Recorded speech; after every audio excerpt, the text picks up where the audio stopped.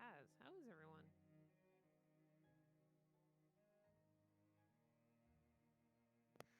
Alive and well for the most part.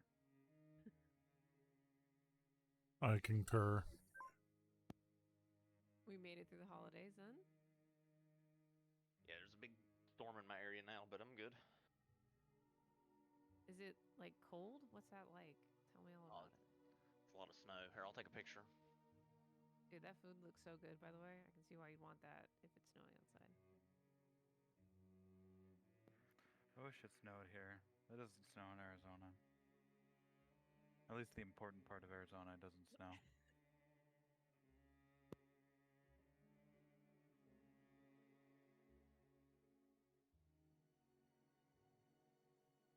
Oh, who disappeared?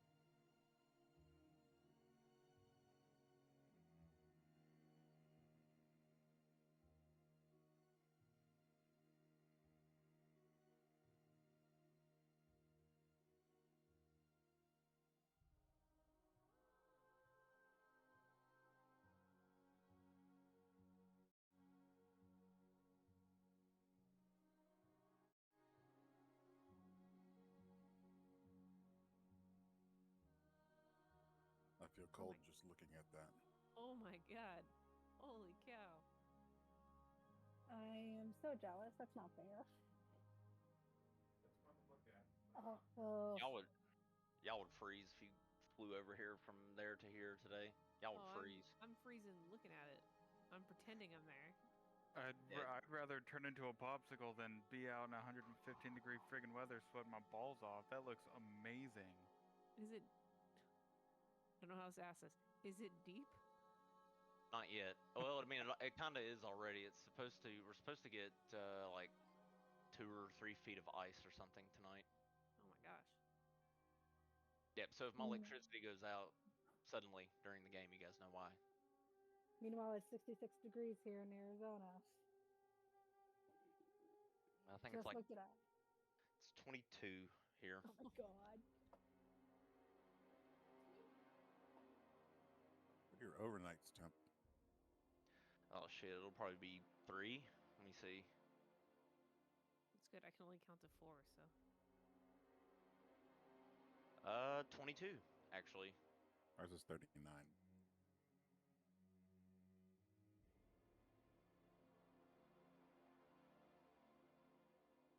Yeah, it's gonna snow for a while here. I mean, probably not for days, but we're getting a big one right now. I mean, it'll be all right though. Our area's pretty prepared for it. Like as far as travel goes, they'll have the roads clean and stuff. Mm.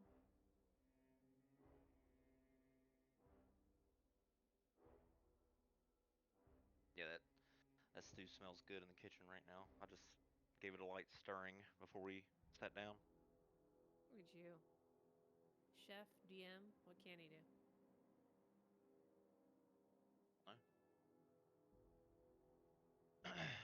I'm assuming go outside is one of the things he can't do. Because there's snow blocking his front door or something. It's not that deep, man. Oh, okay. Oh, Arizona, that's like... You might as well be swimming in it.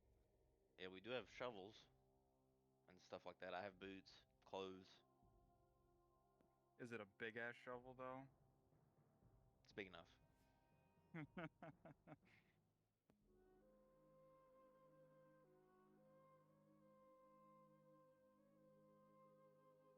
All right. I think we're all assembled.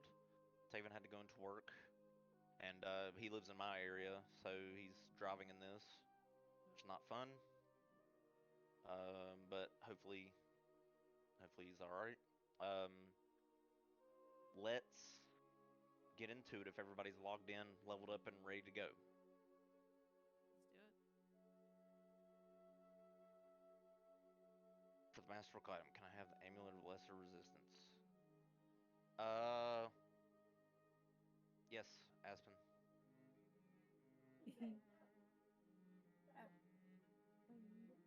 And also, just a quick question: if the big ass shovel counts as an attunement slot thing, or if it isn't, I just wanted to be sure.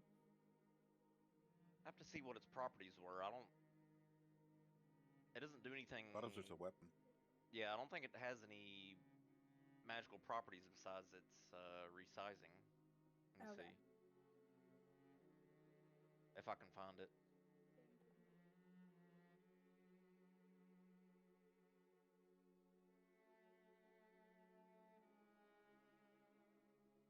All right. Let me look at your weapon here.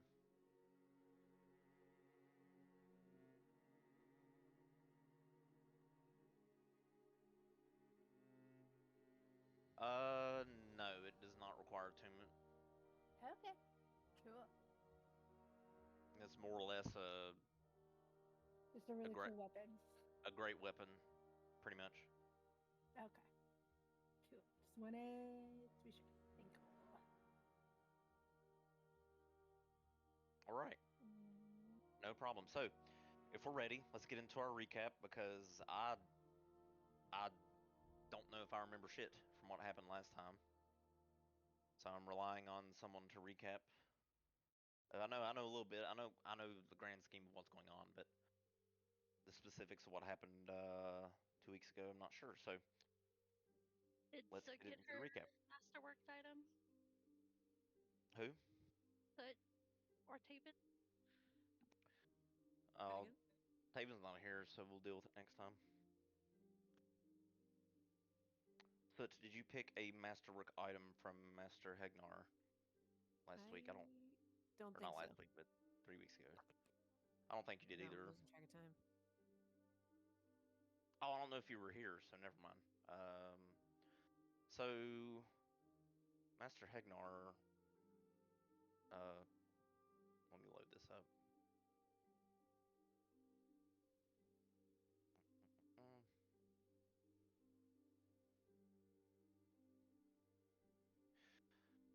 Mm.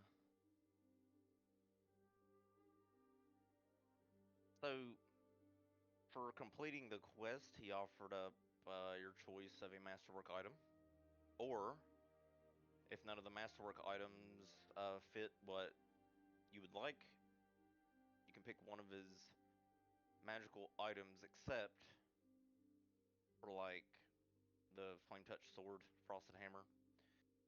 But the boots, the amulet, and the two, well, not the potions. I mean, because that's, I mean, if you want to pick a potion, you can. I'm not gonna stop you. But I think everything besides the hammer and the sword on the magical items list you can pick if you choose, or a set of the tools. If one of the masterwork items listed there doesn't fit your desires. So, okay, dumb question. I am paying for whatever I need, correct? No. No, I'm just pulling. Yeah, this is part of the quest reward for Got it, okay. for um for getting him the forge back. I see. Yep. It's a rather big forge. It's a huge deal that that forge was reclaimed by you guys because Yeah, it's that I was there family for. birthright. Oh, okay. Well, Yeah, I remember that fight. But why don't we do a recap and I'll look this over while you guys. sure. Yeah. Okay. While Soot is doing her thing, whenever you guys want, jump into the recap. Alright, I can handle it this time.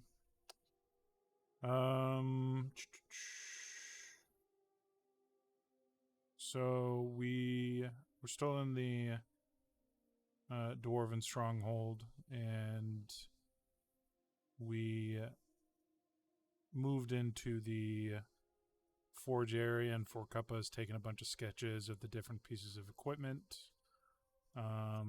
We explore a couple other areas, and we find I wrote down a massive chunk of Ethereum. I think you said it weighed like 150 or 200. I don't know. It was fucking huge. But we did manage to get it into the bag of holding. And then we returned to Brinehold and went to visit Master Stoneforge and basically turned in the mission, told him everything had been cleared out. and he thanked us, gave us our reward, and then he also told us of other dwarven strongholds that need to be reclaimed, basically. And then we also, as we're talking to him, we pick up different supplies and stuff as well. After that, Lan, Taven, and Fazir traveled back to the Water Temple to speak with Eliana,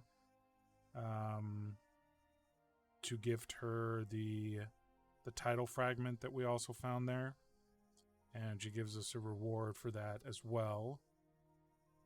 Lan breaks off and meets with Kieran to fill him in on what we found at Darkhall's Hold.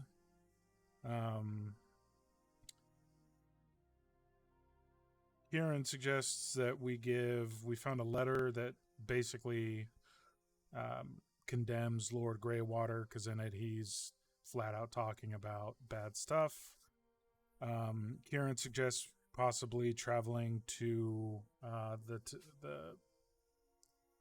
town of Evanthorn and giving the letter to Edwin Thorn, as according to Kieran, he is the most level-headed of the children. The other options were to possibly give the paperwork to Princess Leora, or even to Lord Greywater himself, and maybe trying to blackmail him somehow.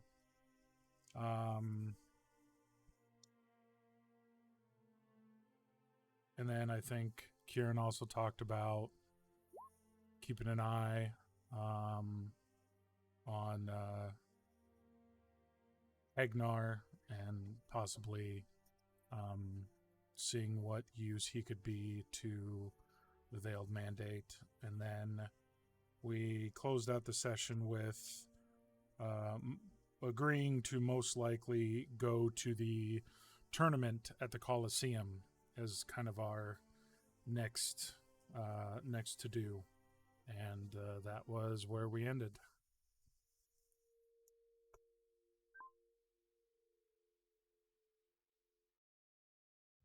Okay. Take 1d6 of inspiration as we open up in Brinehold.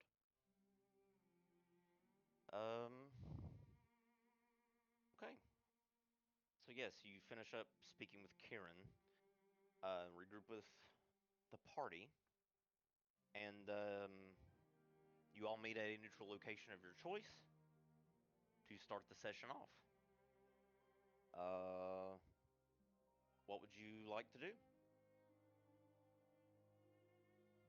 We'll say that it's after you meet Kieran, I guess would be in the morning. Maybe. Yeah, I guess it was in the morning when you met him, so we'll say it's like 9 a.m. or something now. Hang on, Sienna, let me look at your sheet.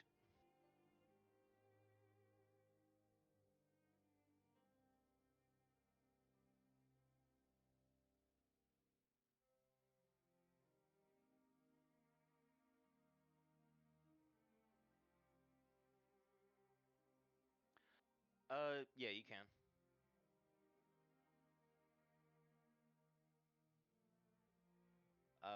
So hang on, let me see. Let me make sure I have a Masterwork studded handout. I might have one.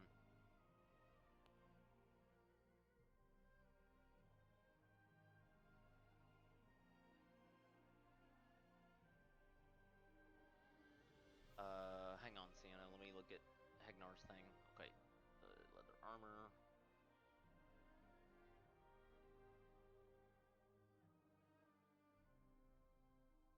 Okay, so the enhancement for the studded leather armor is a type of damage resistance of your choice, between necrotic, fire, lightning, poison, cold, thunder,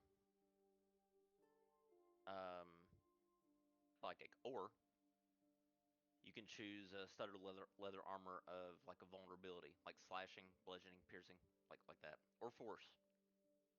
And the list goes on. Acid, radiant. So just tell me if which damage type you want to be resistant to, and make sure you remember that while you wear the armor. And the best part, it does not take attunement slots up.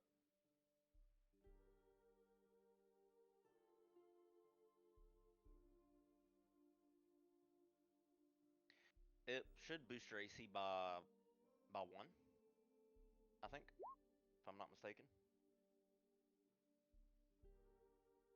So you want the armor too? Okay. Against piercing. Okay.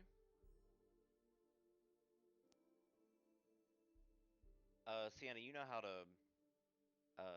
Well, just let me know which damage resistance you want, Sienna. I'll pull it over to your sheet if I can. Let me see. Let me bring up Soot. Okay. So Soot, your AC is now 14. Let me make sure you can wear it. Yeah, you can wear it. Okay. So yeah, let me take off your leather armor, Soot, and put on some studded against piercing.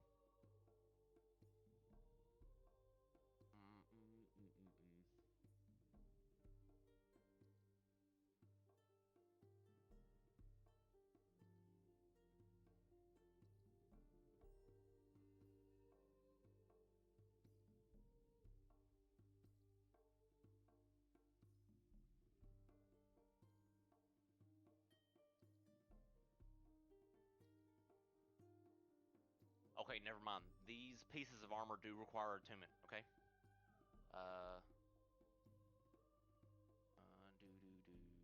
Actually, no. No, they don't. Disregard. Alright. So studded leather armor of piercing resistance.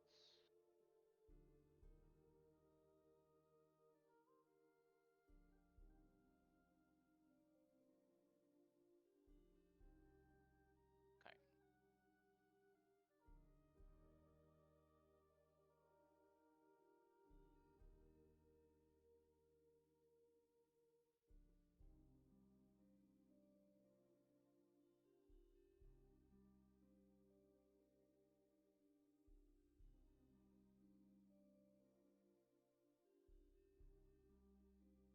Okay, there you go, Soot. Your AC went up by 1. And don't forget you are resistant to piercing, so make sure you have a note on that somewhere, because I will forget what your resistances are. Trust me on that. Where's the best place to put that? Anywhere. Just anywhere on your sheet that's convenient for you. Okay. So I have a lot of that stuff under, if you look at your character sheet on the right under characteristics, I have a lot of that. I have a lot of notes like that in there. Under, like, where you can add, where the little plus is, under, like, short rest and long rest, that area? So just you could put it there too, but actually just above short and long rest. So it would be like where it's personality traits, ideals, bonds, flaws. Like I personally don't have any of that shit filled out, just because I have my own. Yeah, so I'll put notes there just so it's boom, kind of always at the top, so it's always in front of me, so I don't forget, or hopefully don't forget.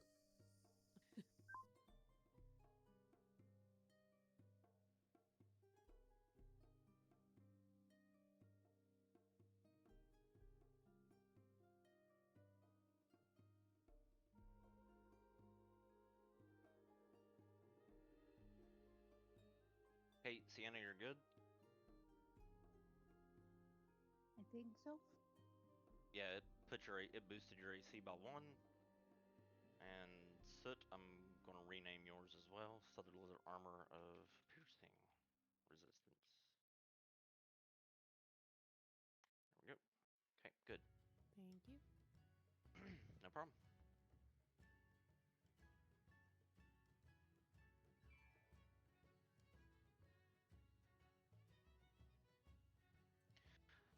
So, moment of peace before you guys decide, I guess, whatever you'd like to do next. Kieran, of course, mentioned the Coliseum because, well, there's a lot of attention on it this year due to the prize in question.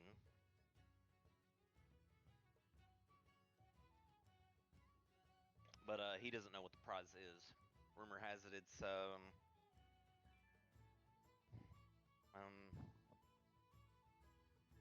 something that was once held beloved by the guardian dragons of fire, Earthamar. Aspen's just gonna be like, tournament, tournament, tournament.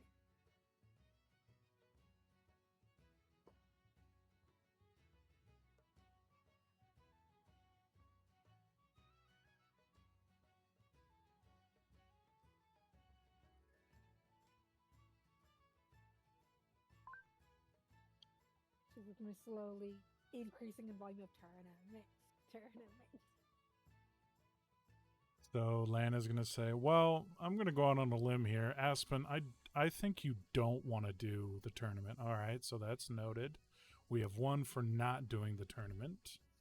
Aspen flips him off. And then, so we have I for one am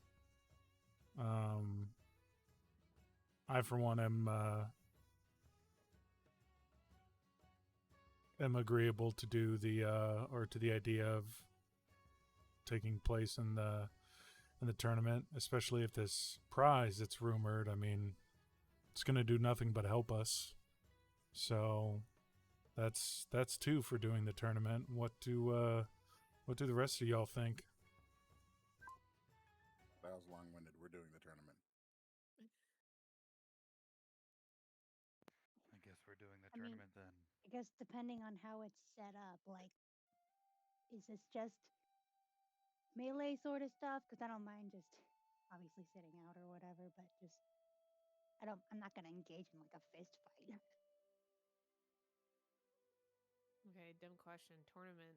Are we fighting together or are we taking turns? I'll imagine it's together. Is there any fine print on the pamphlet? Oh, it's not. Today it's in 110 day. I didn't bring my glasses.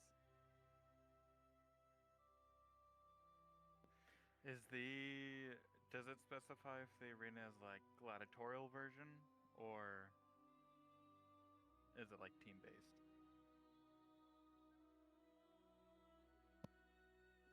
Who found the flyer? Ezekiel pulled one of all the flyers from the quest board and just handed them to Lan, so technically Ezekiel did. He didn't rate any of them though. It's all that hair in your face, huh? That's more Is it helmet from lack head, of but yeah. skill or from lack of interest or You want me to go to the Coliseum and try to find the promoter? Let's do it.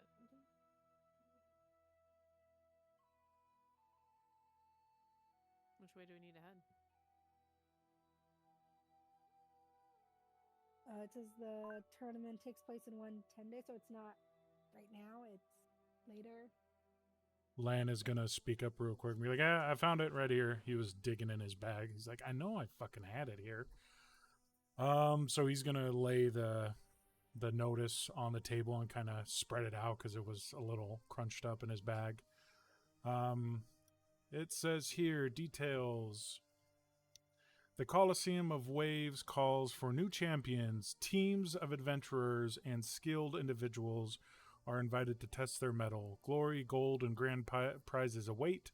See Arena Master Falren at the Coliseum gates for registration. Prepare to face fierce beasts and rival warriors. So it seems like we could, if one or more of us wanted to do solo, you could do that. And it also seems like we could do a team as well.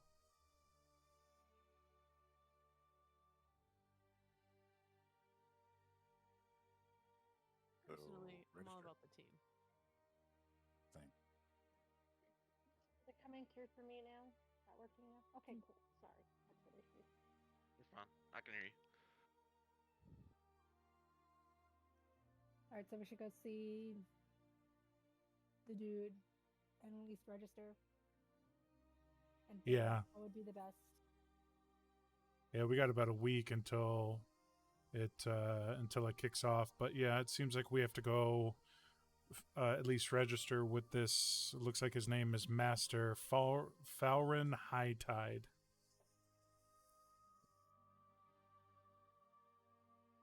Do we get a week-long montage?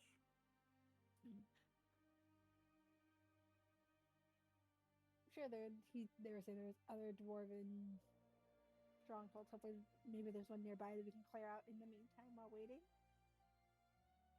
True. Very true. Lan is gonna take out the other notices. There's also other shit we could do from the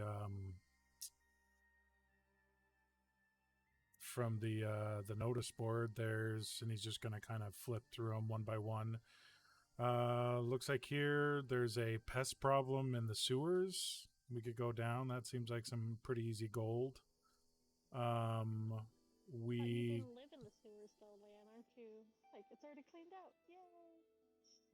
I know we Haha. got land out, so done. Let's go collect.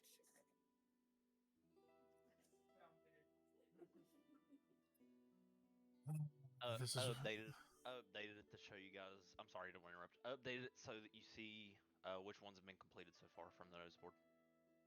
okay. Sorry. Go ahead. No, you're good. Lan is just gonna mutter under his breath.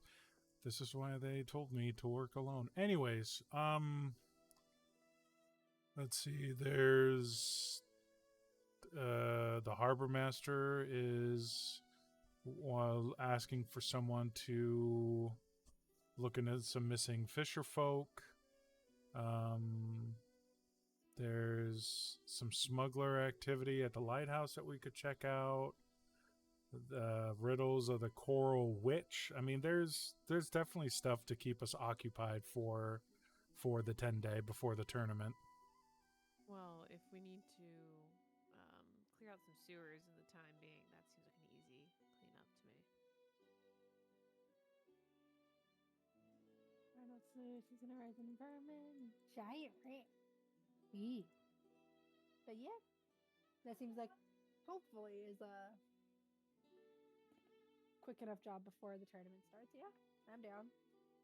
They have ROUSs here? Gross.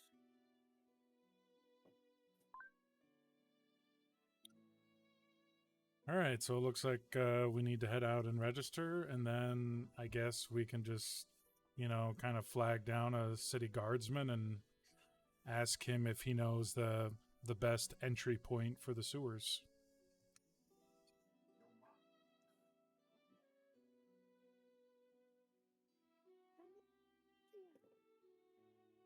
Sounds like a plan. Lan. Sorry, the rhyme was there. I just had to do it.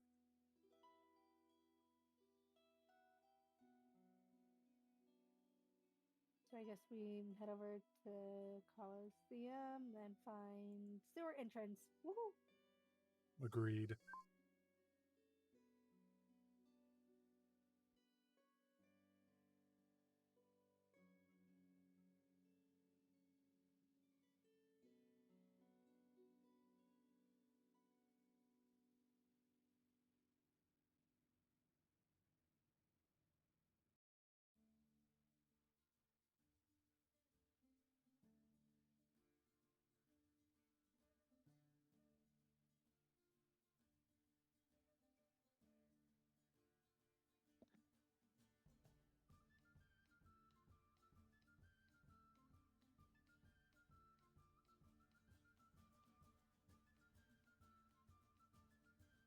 Okay, so what's the plan? You going over to talk to the arena master? Yeah, gonna register with the arena master, and then after that, we're gonna try and find like a close guardsman or something, someone to direct us. Report to the council hall for equipment and instructions. So That too. Coliseum and then council hall for the sewers. Sewers thing. Oh yeah, the pest problem. Yeah. Oh yeah, it's fucking nasty down there. Okay. You guys know me. You guys know me. I like the sewers in the cities. There's always some shit going down. All right, so All right, so you guys collectively make your way over to the Coliseum of the Tides, which is obviously right here. And you're noticing it's as you make your way through Breinhold's streets, it is picking up in traffic, and honestly, you're starting to see like on this strip of road that leads up to the Coliseum. It's a wide road, and on each side of the road, you can see where these wagons have pulled up and set up these little um, like tents, and there seems to be merchants from different places, some from the western continent on the other end of the Fogwood. Which they found their way over and have set up to sell some of their wares. So you're seeing, and it's all different kinds. There's food vendors, there's and so on. There's tinkerers, which comes as no surprise to Forcuppa at least.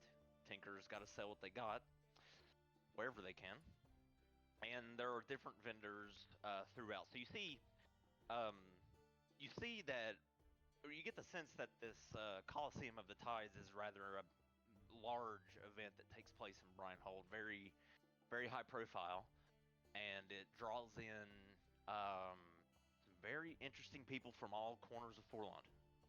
So, it's getting rather populated one 10-day prior to the tournament start as you make your way up. So a lot of people, it's not overly busy on the strip here where all the vendors are leading up to the Coliseum's sort of entrance area. The entrance area has this major canopy over it, and as you approach, you see various different warriors sort of spread out, and or you assume to be warriors or fellow adventurers. I mean, they have weapons with them, of course. So you make your way over there, and you see several people who look to be of wearing the garb of the authority figures that are running the event. And let's see, you see a human. It's broad-shouldered human, sort of talking to a group of three that appear to be a group of three adventurers that appear to be here to ask him questions or signing up. You're not sure, but that is sort of the environment that you get when you make your way up, and you can feel and not only that, but it's really nice. You can feel a soft breeze blowing by from the coast of Breinhold, and it's fairly warm. I'd say mid 60s or so as you approach. Partly cloudy day, but overall pretty nice as you approach. What do you wish to do as you approach? As you're in the area looking for Master Fowlerin, Arena Master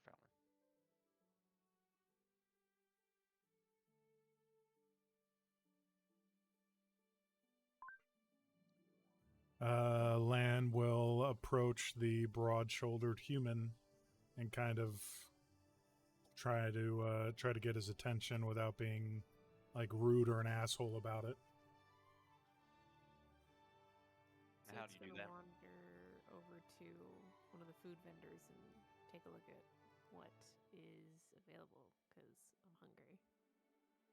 Same. Well, the smell immediately captures you. There are a variety of things. There is the one with the strongest scent is this vendor that has this massive cauldron of ramen that they seem to be scooping out and putting into bowls and handing to people. And it smells so good. I'm going to elbow Fazir and gesture over to the vat of delicious ramen.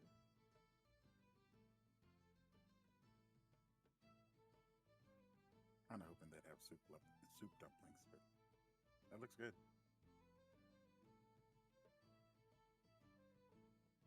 I'm thinking we grab a bowl potentially before our fight tomorrow.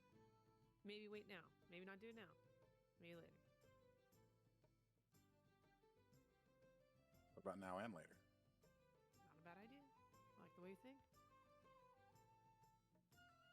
Sid's gonna look back and see if anyone else is gonna join them to grab some food, or are they just gonna watch weird, broad-shouldered men? Can Lan do? Can I roll a perception check to see if any of the food vendors are sushi vendors? Yeah, perception check. Ooh. There are, yes, absolutely. There are some seafood vendors that appear to be rolling up sushi.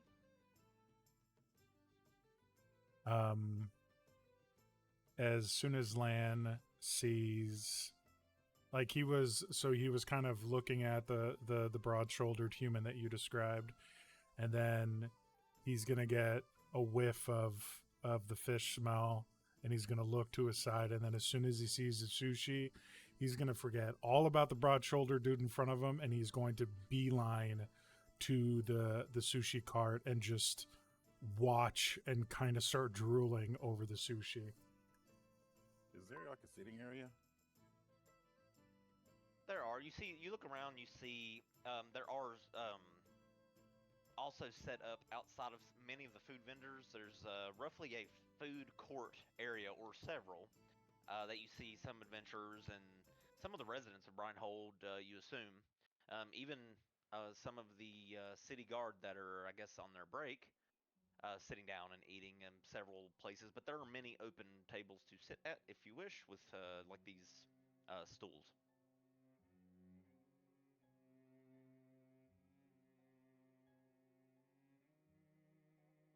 And looking around, how many different types of cuisine are there? Just glancing with your passive perception, you glance from here. You're looking at 6 so far, at least within immediate range of the Coliseum.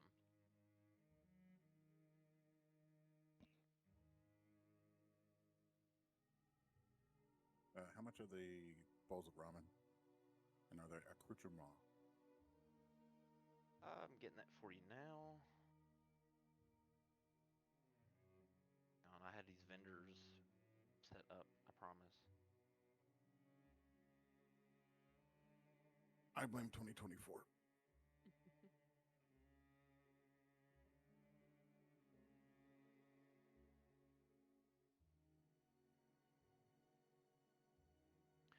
All right, there's Fowrin.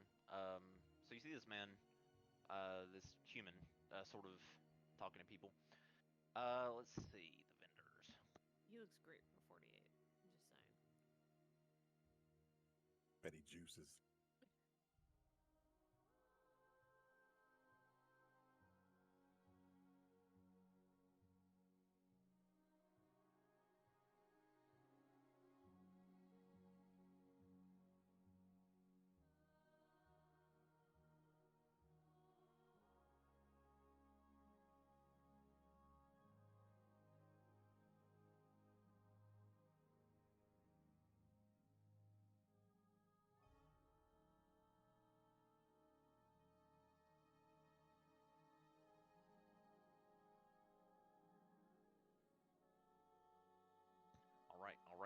All right. Let me get the notice board out of my face.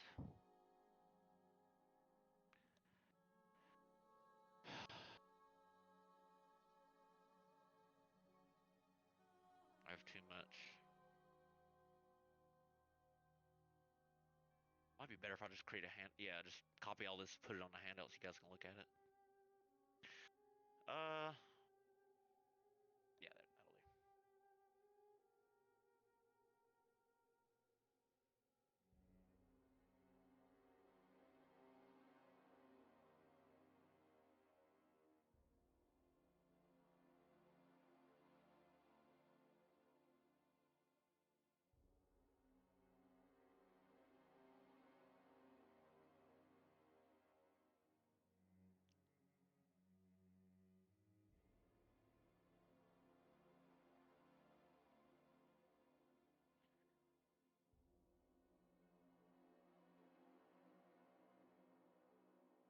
we go. So, let's see.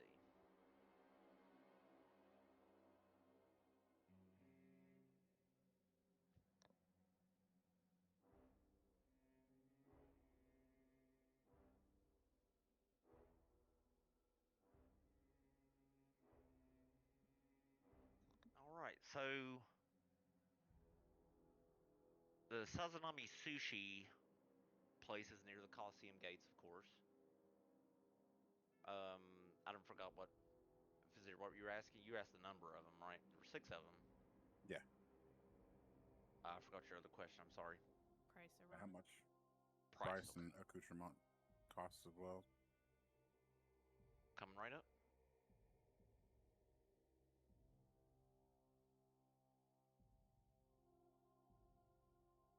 There you go. So, Kaori's Ramen House is the one with the bowls of ramen.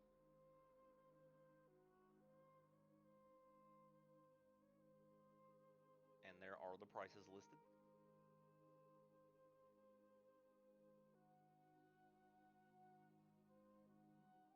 Oh, I don't think we're going to get to the sewers today. You having one No. of everything. I mean, I figured we could make this an all-day affair.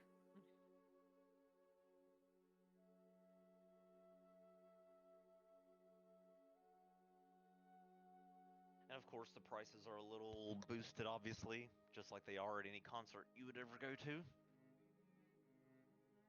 But these people did travel, most of them, not all of them, but they did travel from different areas of Forlonde to get here, so of course it's going to be expensive. However, it's very delicious, especially the pastry. The pastry tent smells wonderful. Well, they all smell really good, and they have their own little dining area for you to hang out at if you wish.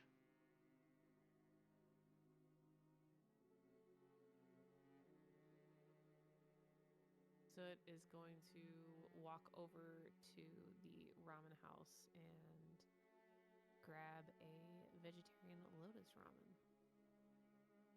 Okay, so you look over, and Kaori is there, and he says, "Oh, well, welcome to my ramen house, and you are getting the vegetarian, you said? Lotus? Please. Okay.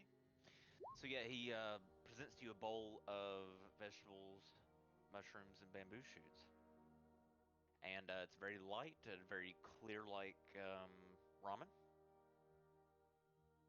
And hands it over to you, piping hot. It's going to take the bowl in both hands and take a big, deep breath of how amazing it smells. I'm going to look over at Fazir and ask if he's going to grab anything, because I'm going to go sit down and dig in here in a second. Hell yeah. Can I get a Tidewalker seafood ramen bowl, please? Thank you. Kaori looks over. Absolutely. I mean, this is, you're quite the customers. It's really early in the morning, but I appreciate it. Kaori says it seems a little surprised you chose the ramen shop for this hour of the day. So he brings together this broth filled with prawns, scallops, and squid. Some chopsticks for you to use. You know, they say breakfast is the most important meal of the day. They didn't say what it was, they just said it was an important meal. And to me, ramen is every meal, so no complaints here. Yeah, I was going to say ramen can be enjoyed at any time of the day. He smiles. Smells delicious. He smiles. That's the spirit. And it won't upset your stomach, guaranteed. If it does, I'll give you your money back, I promise, Kaori says. But this isn't leaving my stomach. I'll make sure. Oh, so it's well, gonna look over at Fazir and go, that's a little odd to say, but all right, here we go.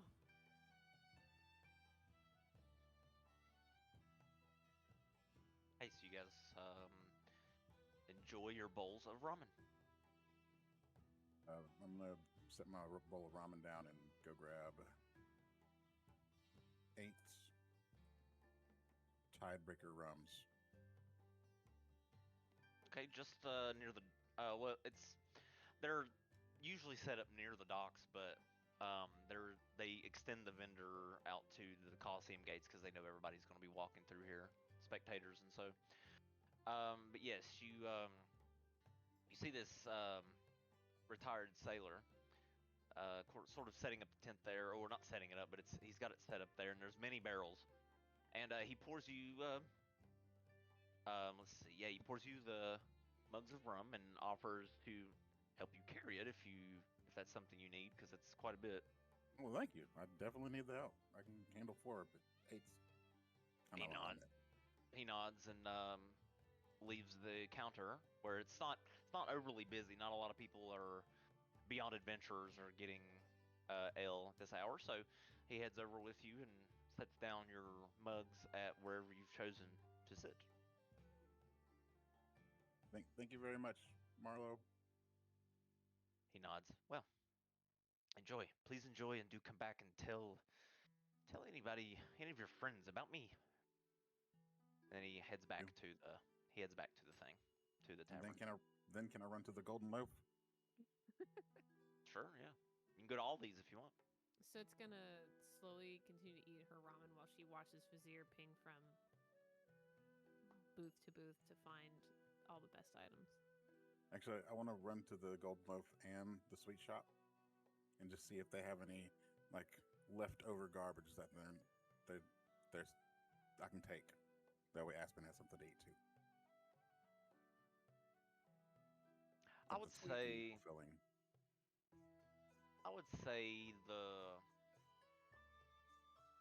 the Santa Mar sweets, they toss them out pretty quick. And the Golden Loaf, yeah, would have some. I mean, their version of garbage isn't exactly moldy. It's just kind of dried up pastries and stuff. You know, kind of how like pastries get real dry, like the icing gets really really dry, crusty. I wouldn't say that it's necessarily moldy though. They just tend to toss out the food pretty quickly in favor of fresh food. And then I will give them 5 gold apiece for that. Okay. Big preach.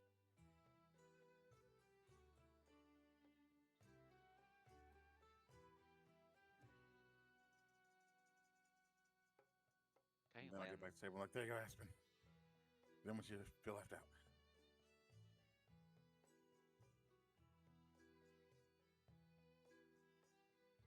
So it's gonna wipe part of the table down as Lan walks over. Lan, where is everyone else getting anything? I see Vizier running around over there and gestures to one of the stalls that Vizier's running out of. What about everyone else?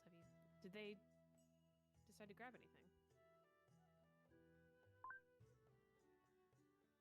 Lan is just gonna kind of be like, huh? And he'll look at Soot and be like, yeah, I don't know. And then he'll just look back at the sushi, just marveling at it in front of him. And then he's going to he's going to reach into his pouch and bring out like a set of like custom made dark wood engraved with little runes, a set of chopsticks. And then he's going to... I cast Shatter on the chopstick. No, I'm joking. I was going to say, we're about to have some PvP. And then he will... as he's moving, it's almost kind of like a ritual. And then he'll set the chopsticks in his hand, and then he's just going to start eating and really kind of stops paying attention to everything around him and just focuses on the food. Lan, you're drooling.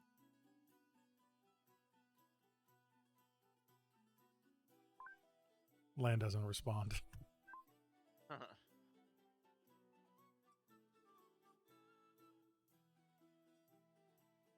How's the ramen? I'll just be catching my breath sitting down. It's good. I'm only about halfway through it, though. I have to say, you're bypassing me very quickly here.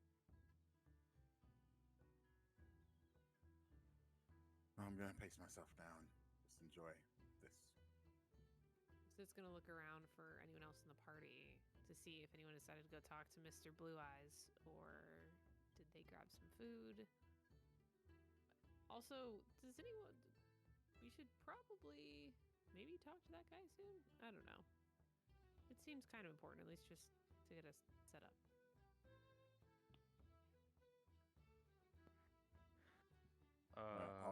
go run over and talk to the arena master and do what needs to be done to register us.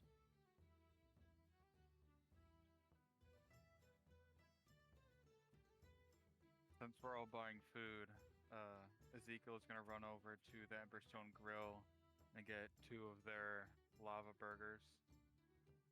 And then he's going to run over to... Where the hell did it go? The sweet shop and buy 3 cakes. And then he will sit back down where everyone is at the table.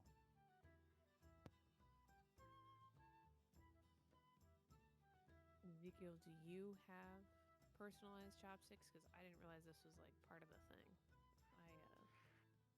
I just took the ones they gave me. I do not know, but he will pull out a regular ass fork and a regular ass knife, and he'll be like, "These are mine." And then he'll start digging into the cake, and then he'll start eating the burgers with his hands because he's not a barbarian.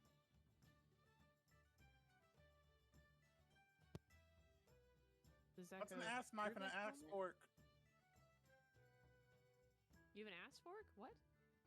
You said he had a regular ass fork and a regular ass knife. What are ass knives and ass forks? To answer your question, Vizier, they come from the ass. That sounds painful. I'll prestidigitate those whenever I get back over there. Yeah, Ezekiel's just be munching down on his food that he bought.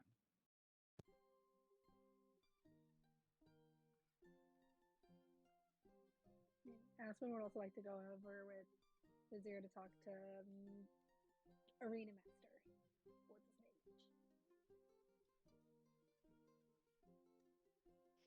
But would just tell him it's like, it's just hunger. I don't need to eat. Mr. Hagenbaka says it builds character, so you guys can go enjoy your food. So I can go talk to the guy if you guys want to enjoy your food.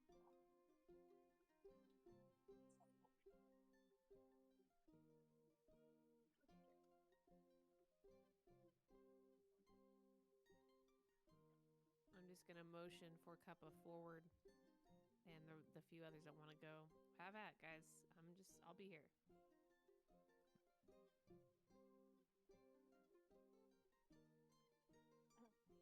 So yeah, Cooper will start heading over, and if anybody wants to go with her, she'll be fine with that. But she's fine talking to him if everybody else wants to enjoy their food.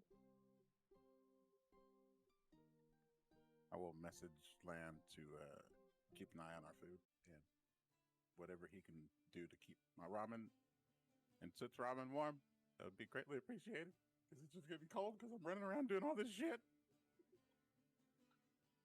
Like a little fire spell you could use to reheat some of that? Firebolt, it'll blow up the goddamn bowls.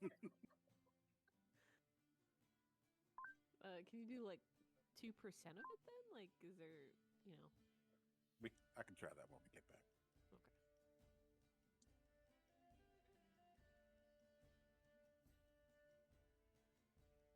Okay, so you guys are enjoying your bowls of food. Alrighty. And it looks like for Cuppa, are you heading to the Tourney Master or to another vendor? I know you did spot out of the corner of your eye that tinkering vendor, so I don't know if that interests you or not, but She was gonna get to it, but just go talk to the Arena Master first, because it's more of a pressing issue for everybody. That I want to get that sorted first before we do anything else. okay.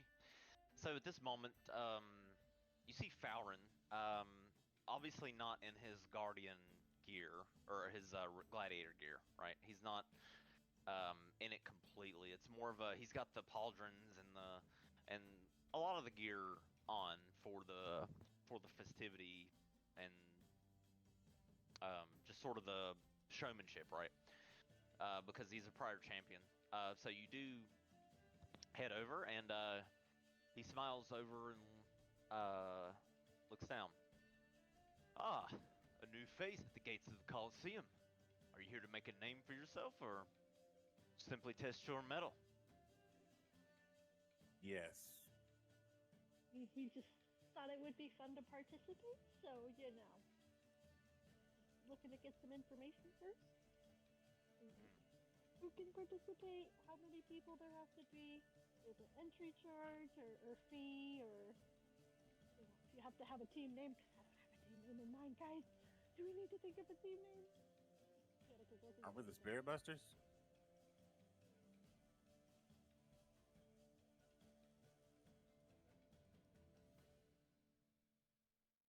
The Ass Forks.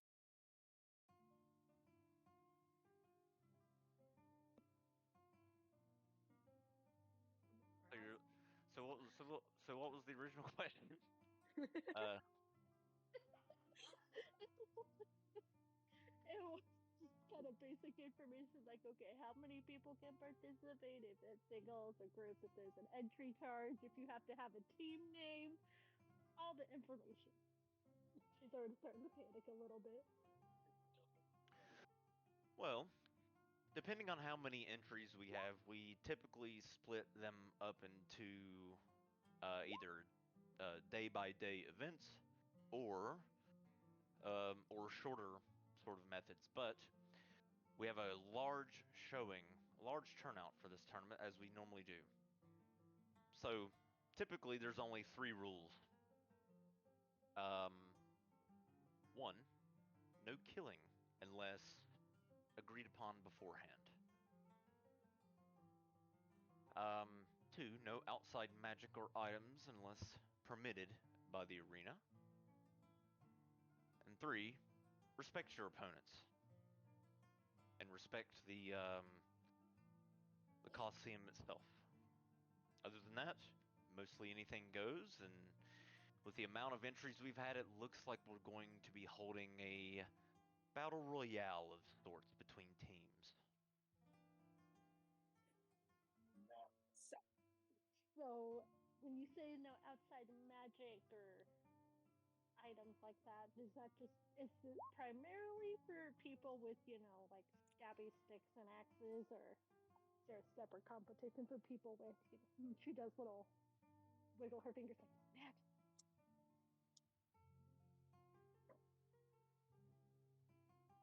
Or is it all just straight martial fighting?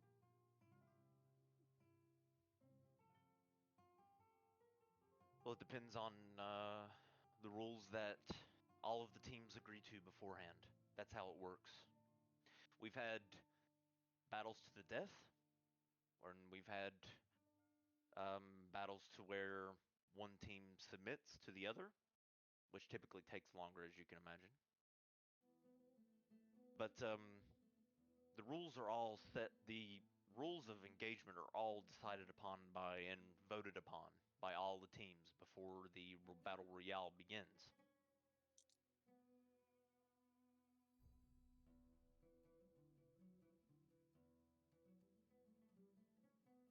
There is one major difference between this year's tournament and those in the past, however. And of course, it had to come after my retirement, so I will not be getting the glory of this particular item. Haven't even laid eyes on it myself, but allegedly there is a grand prize linking itself all the way back to the Guardian Dragon of Fire, Igniverax.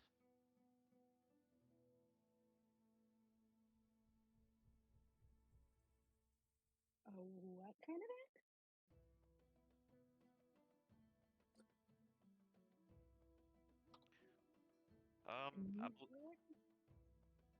I believe it's an amulet.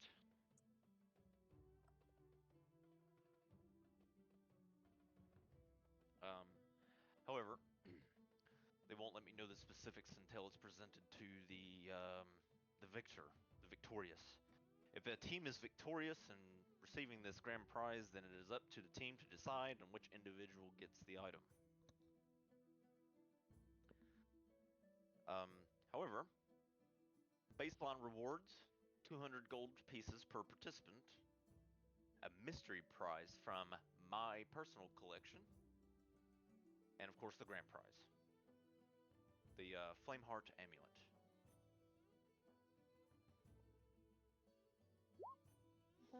don't know if any of us are going to sign up individually to participate, but I think me and my friends are down for the group one.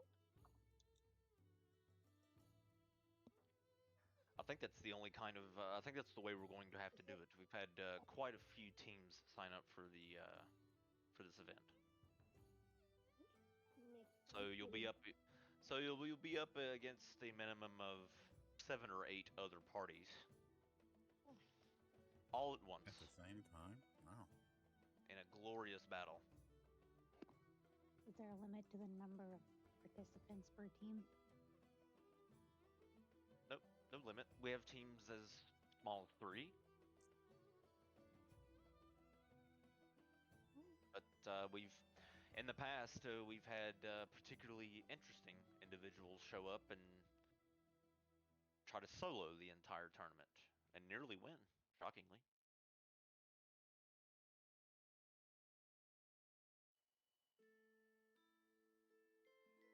And you look around, and you can sort of get the vibe. You see the groups of you see sort of some groups of teams already, sort of spread out, and some of them are eating at vendors as well.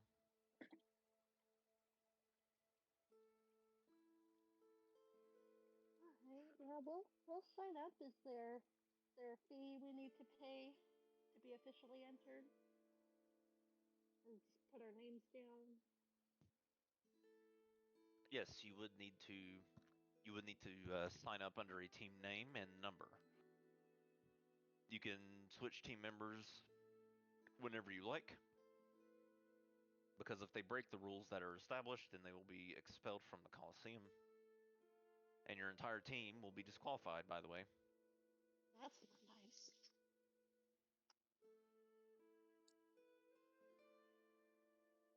Well, it's to ensure everyone plays nice, Fowron says. He smirks. But I do agree. If someone on my team were to break the rules and get us all disqualified, I would probably kill that person once we left the arena. I mean, valid. Don't like rule breakers.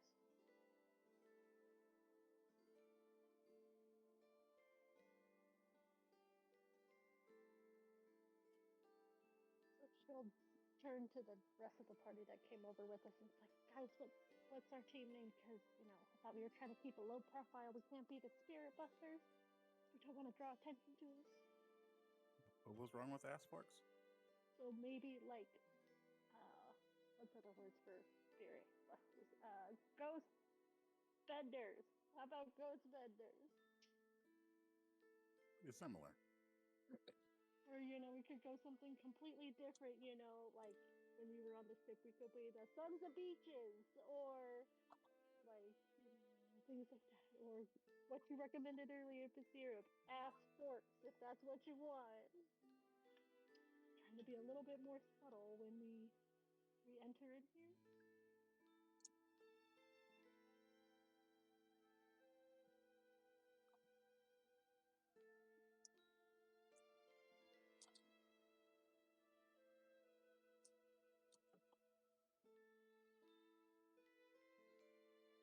I do think it'd be fun to go by ass forks.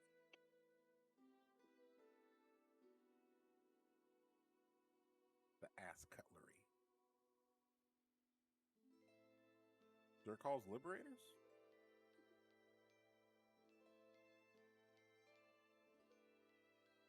I like that one. It's official, it's respectable. I like it. That's not boring.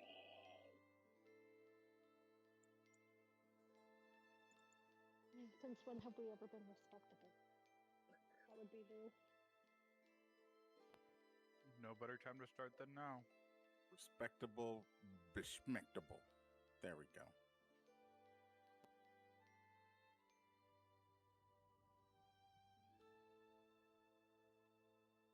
Split, any thoughts on the team name?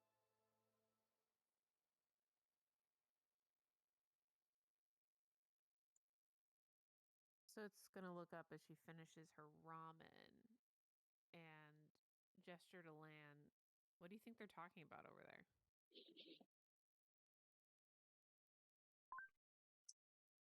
I was gonna go like ass forks or ghost benders. Which one? No context is asking. Soot's eyes are gonna get really Blurt wide out. and pick up part of that conversation. Lan is gonna momentarily pause with the piece of sushi to his mouth and look up at Soot and say, I think they're discussing a team name for the Coliseum. Oh, joy. And then he'll just go back to eating his sushi. I'm gonna look over at Ezekiel and say, "This is your fault. We're gonna be called ass forks." Ezekiel will look at her, shrug, and then look back at his burger, and then he'll keep eating. I'm gonna look down at Blackberry and Oh, just pet him as some reassurance because, oh boy. Blackbear's gonna be an ass fork if that's what we agree upon as a group. So you better prepare yourself for that.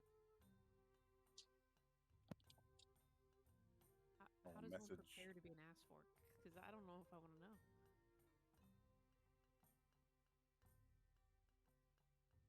I'm gonna message Sit. I'm like, we're looking for like team names. Do you have any input? Do the guys at the table have any input?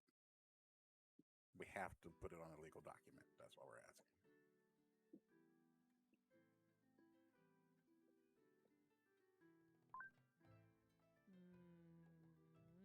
Let me think. Lan, any ideas?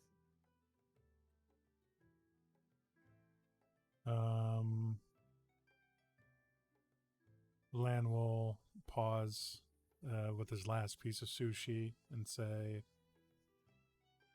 or kind of tilt his head thinking, and he'll look at Soot and say, how about the chimney sweeps or the sweepers? And then he'll take the last, he'll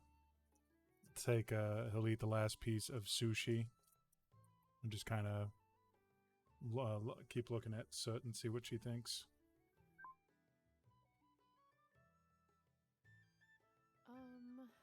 Well, based off of what we've done already this morning, I feel like we really like, well, let me back up. I think food is really great. And I think based off of what Fazir was doing earlier, what if we called ourselves the Snack Attack? The snack what?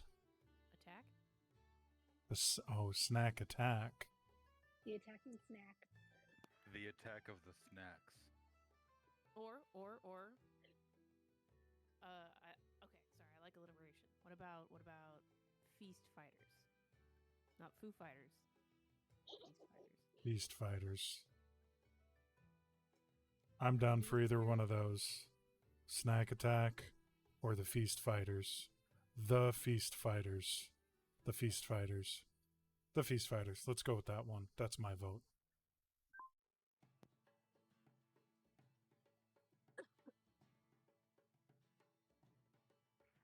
Ezekiel will put a thumbs up mid burger bite for feast fighters. I will send that message on to Fazir. Here's what we've got so far. We've got feast fighters. We got snack attack. We could also be like something to do with Coliseums. I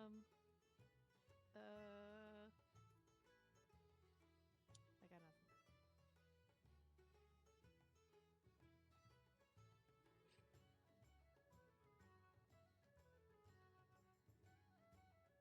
Anyways, here's a couple more, Fazir.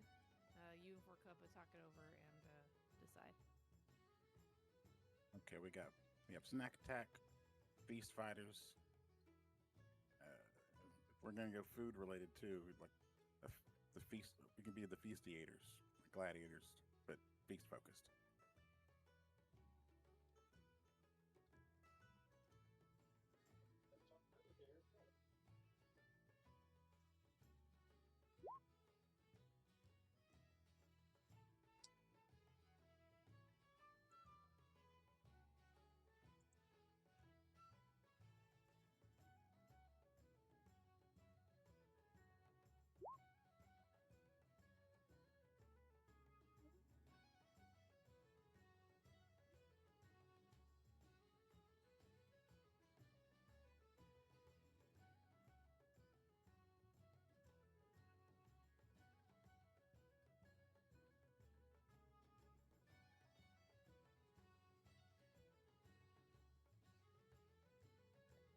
I think like snack attacks would be fun. No one would think we're the spirit busters if we were like snack attacks. Or, we could just compromise and combine some of them, like fighting ass snacks or something. Combination of all of them, so everybody's happy with the garbage name. Fast snack attack? I don't think that combination is going to work very well. I think food is fighting supposed to ass go. snacks. I think food is supposed to go in the mouth, not in the ass. Last time I checked. You just don't know how to have fun.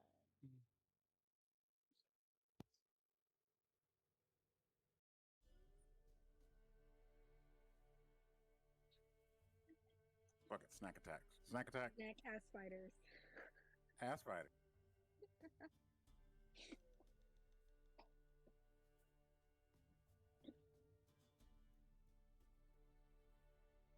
Or if we want to combine Nikki's ass liberators.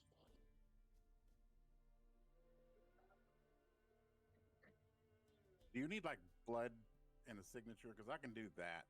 I'm going to leave the name up to the women because they know best. No, just Fireman looks over. Nothing quite so barbaric. You can merely sign on the parchment here. And he I'm points going to go to ahead and do that. Okay, so he hands you some quill to dip in the ink, and you go right for it. You don't have to sign your name. You just sign the team name and your participants, and a team leader. There at least needs to be one team leader name for reference, in case someone breaks the rules and needs to argue with the referee or something.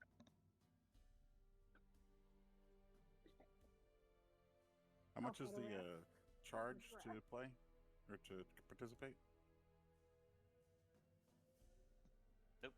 You'll be risking your lives more than likely. It looks like we have some bloodthirsty contenders this time around. So, if I were you, if you want a tip, drink all of the broth in the ramen before the tournament starts. That's Like just right before? I mean, anytime you want, but that's just a suggestion coming from me. If you intend to survive a deadly battle royale, that is. And it's 10 days out, correct? Yes. I'm eating a lot of ramen. Now, I'll put my name as a participant and go back to my food. Okay. And is my food cold? It's gotten warm. I would say yes. It's much cooler than it was piping hot as it was served. It's no longer steaming, but it's Can I warm. use It's shocking- warm. It's warm like you put it in the microwave for like a minute or something. Would I be able to like shock and grasp, not to destroy, but to heat up the contents of the bowl? It would just damage the bowl and the food. It wouldn't conduct any heat. And I will drink all the broth immediately, and then start on the ramen, whatever else is in it. For it to be as warm as it is, it still tastes really good. As you slurp down the broth and eat the ramen, you you feel this warmth wash over you, and you feel your pectoral muscles in your chest sort of solidify as you gain advantage on Constitution saving throws for 1 hour.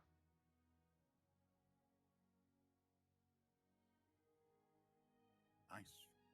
So it's gonna finish up her bowl and then walk the bowl back over to the vendor to clean up. Okay, Soot, same for you. You gain con saving throws advantage for 1 hour. Before she would have I would have seen that her bowl was empty, and to save the vendor from having to do anything, clean the bowl. Okay. You can see that he has like this little goblin fellow back there washing the dishes.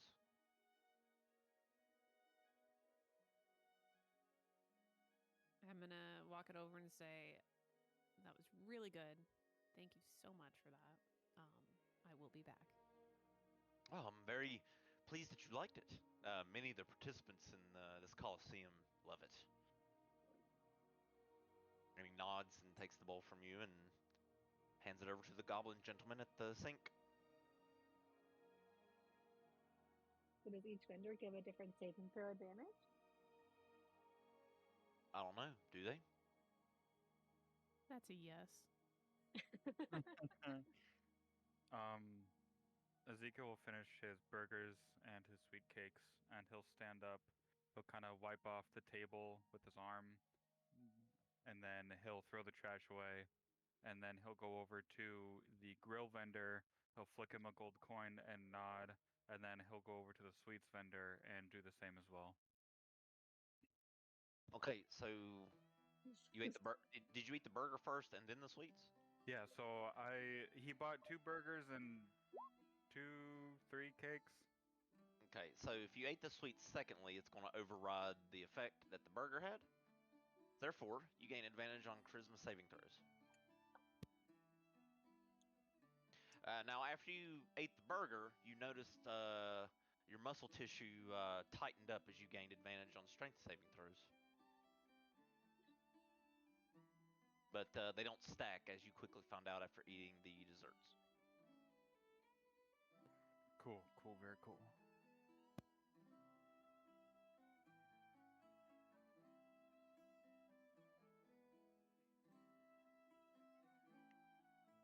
If you want, I can revise the menu to kind of show the special effects since the secret's out now.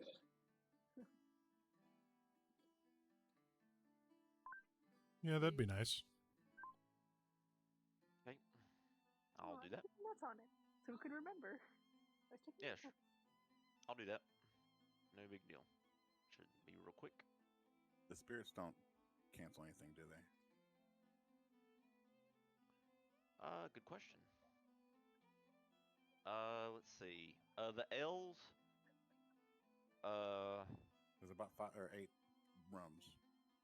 Well, yeah. If you drink one of those off the menu, yes. But if you wanted to have like a regular, like a different type of ale, but yeah, the L's. These 4 L's to choose from the title Spirits Tavern. Yeah, they will override whatever previous effect you had.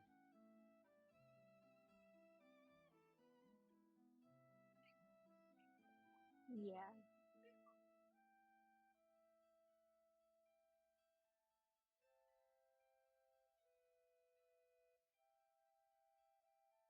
Okay, let me update the vendors here.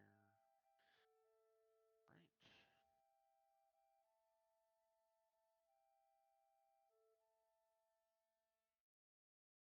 Okay, it should be updated to reflect um, the special effect right below the menu. You may have to exit out of the handout and reload it to see it.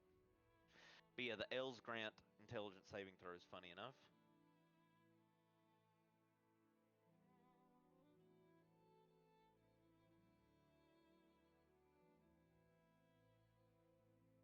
Oh, wait, did you get from the golden loaf, Ezekiel? If so, that's a wisdom saving throw advantage. No, it was from the sweets shop. I got the Aurora cakes. Oh, from the snow elf. So yeah, you noticed the very beautiful snow elf from the Frostwind family making these sweets. Ezekiel's into snows. Well, the last person that tried flirting with me did almost kill all of us, so Okay, be careful. I think he'll cool it on the romance for at least a little bit.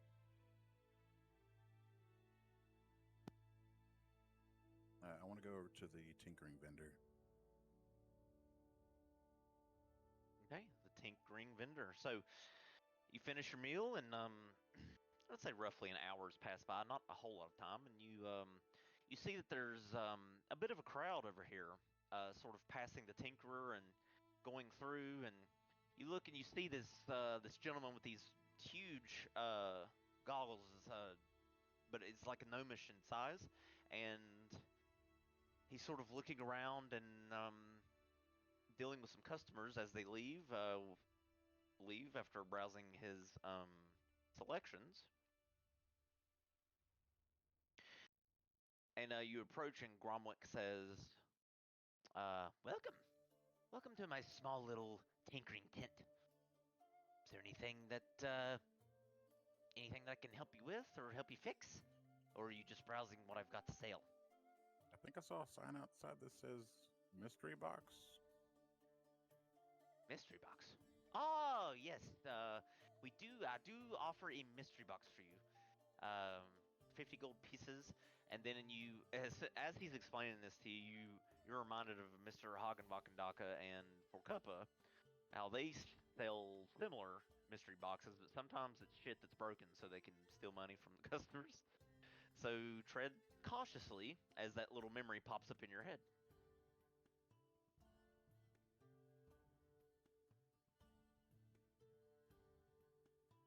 Give me a second. I gotta get the calculator ready.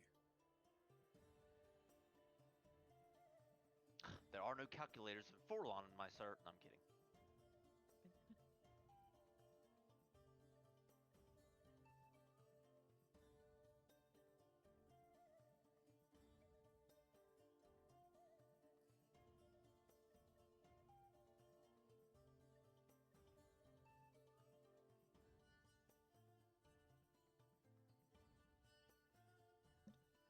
Okay. I will take one mystery box, one auto lockpick, portable music box, spring-loaded grappling hook, clockwork familiar, tinker spectacles, and the pocket fire starter. This should be around 205 gold.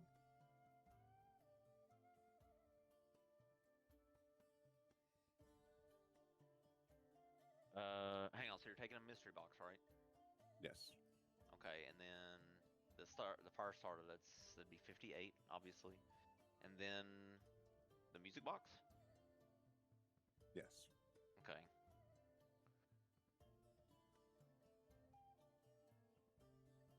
Yeah, auto lockpick. Yes, sir. Okay. Yep. That's correct.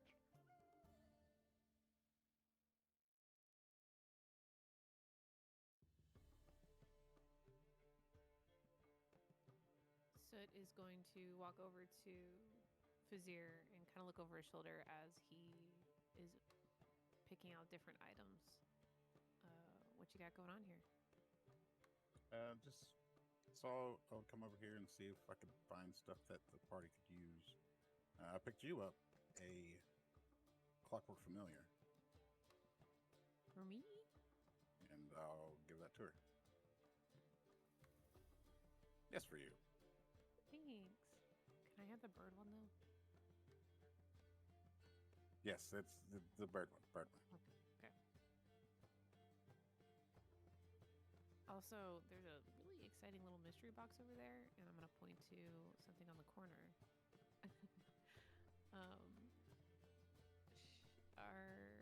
Did you get that as well? Yes. Okay. Just checking. It just had a pretty bow on it, so I was excited. You can unwrap it if you want. maybe Forkuppa wants to unwrap it? Give someone else a chance? No, she already got something. Okay. I was gonna say, nah, if it's anything like I don't think you call them mystery boxes. I think you call them surprise boxes. With Mr. Hagenbakendaka, it's if that's what you want to spend your money on. I'm going I can fix it, maybe, depending on what it is. I'm going to slowly unravel a ribbon that's tying the box together and kind of stand back away from the box as I do it because it's a little scary with the whole surprises you don't expect. But I am expecting it, so there shouldn't be a surprise. And I'm going to open the box, and what do I find?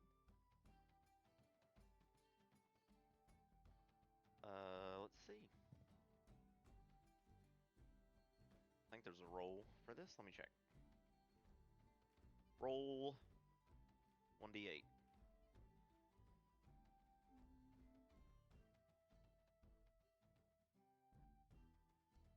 Shit.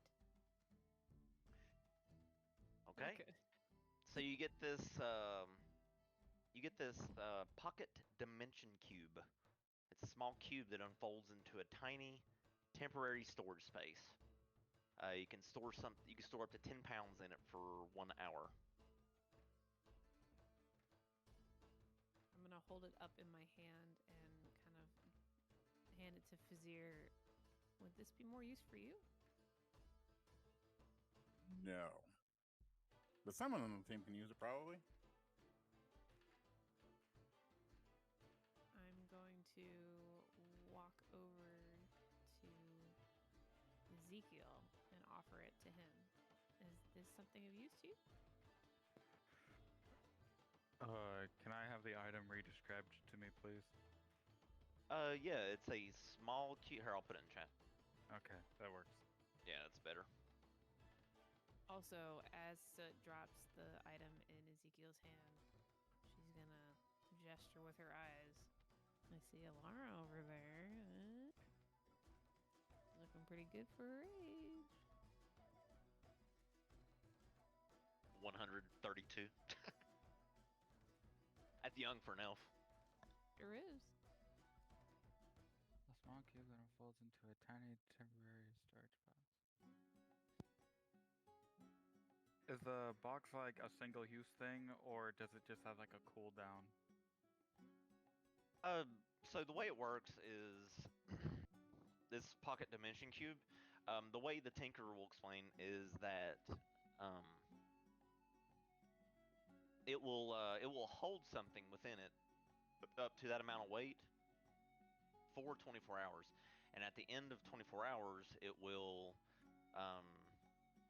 kind of jettison the item out of it into the space that the item was previously at.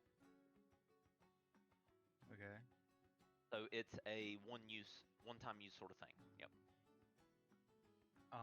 So if you needed to sneak a weapon into a party, for example, or something like that, weapons are roughly around that weight, or like a bow and arrows, and you're not allowed to bring it in somewhere. You put it in this little cube and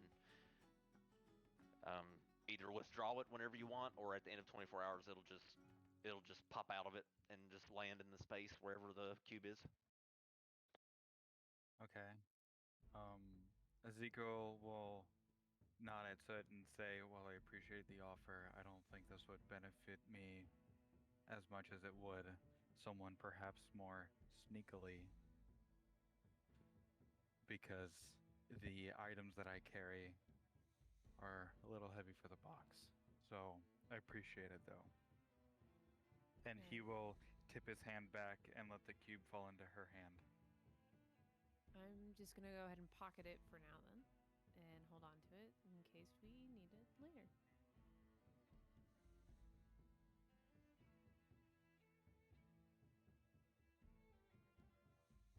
Alrighty, don't forget that you had it, or that you have it. Yep. Okay. Cool. Anybody else buying a mystery box? Someone's gotta. Fuck it, Ezekiel will buy a mystery box. Hell yeah. Okay, 50 gold pieces. Roll 1d8.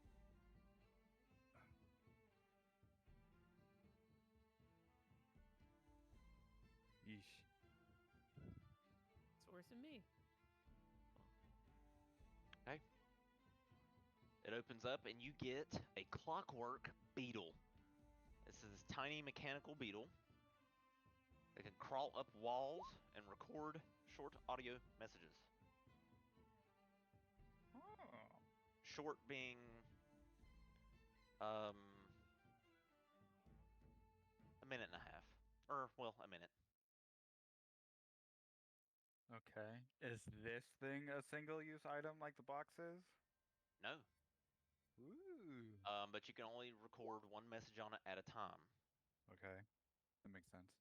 But it's like a moving sending stone, or you can direct it to go to wherever and record whatever it hears, but it's only going to be a minute of whatever it hears as it continuously overwrites whatever's being said. That's fair. Unless Okay. the beetle is somewhat sentient, so you can give it clear. It understands common, so you can give it instructions specifically on what to listen for, or if you hear this guy speaking in particular. But you have to kind of teach it who it's trying to listen to and so forth. But so it's pretty fancy. It's Okay. like I said, somewhat sentient. It can't speak to you, but it just has that one speaker that'll play back whatever it heard. I shall name the beetle George. Okay, George, it is.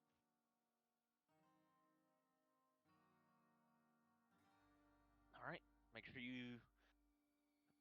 There's no weight to George. It's a small little beetle. I mean there is, but there's nothing statistic wise. So make sure you don't forget that you have George.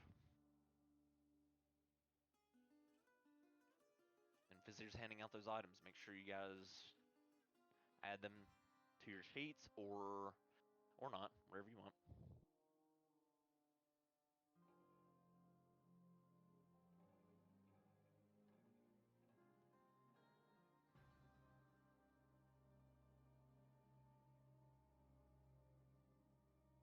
Orcuppa, are you impressed with this gentleman's inventory or not? I know you're judging him. You have to be. He is a little bit with like his mystery boxes where it's just like this doesn't seem very efficient for offloading some of your not so good things.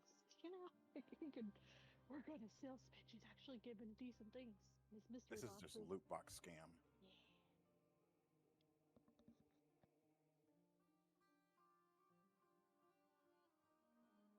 Then I'm gonna go out and sit at the table that we are all chilling at and relax for a little bit until we decide what we're doing. He looks over. Well, if you like, if you come back tomorrow, I'll have a different. There'll be different items in the mystery box every day leading up to the tournament. So please come back, he says. It'll be thought about. And if you're a first-time buyer, how about I give you a discount if you buy another mystery box? It'll be 20 gold. 25 gold pieces. We'll set it there. Half the price of the first mystery box.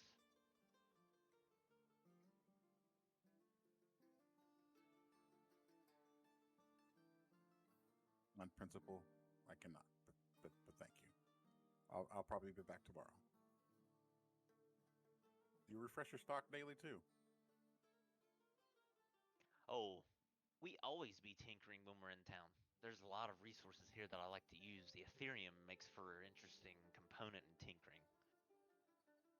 I heard there's plenty of that here, so yes. If you keep checking, I'll have different items on my menu. Because I intend to work every day that I'm here.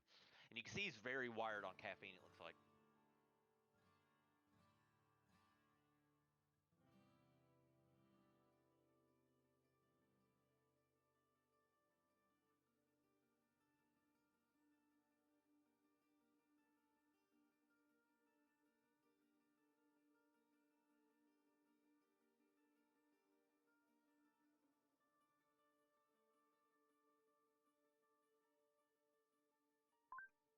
Len will step forward and put 50 gold on the workbench for a mystery box. You wanna, okay? He smiles, great. Here you go. He hands you he reaches in and hands you a different mystery box from the one the others chose, and says, roll 1d10 for me.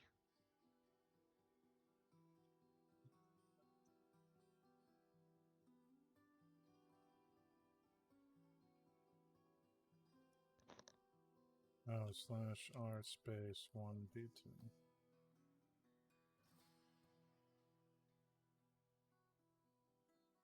Ooh. This is the good one, especially for some of the more elderly and that need help in their homes. Not to say that's you, of course, but you get a miniature golem figurine. A small figurine of a stone golem that, when activated, it turns into this tiny construct. And he sort of demonstrates it with you right there. And it can follow simple commands. It can clean your house, wash your dishes, make your bed, whatever you like.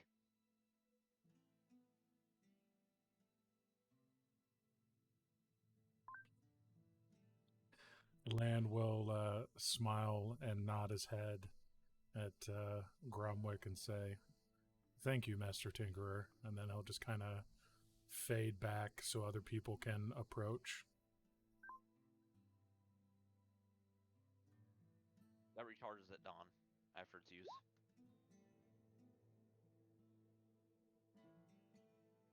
Or you're going to name your tiny middleman. I think you should name it. He could be friends with George. And Ezekiel will pull out the tiny little beetle and he'll hold it in front of Lan and he'll be like, see? Lan will turn to the group and say, "Okay, what should I name the tiny golem?" And he's just kind of holding it in his hand.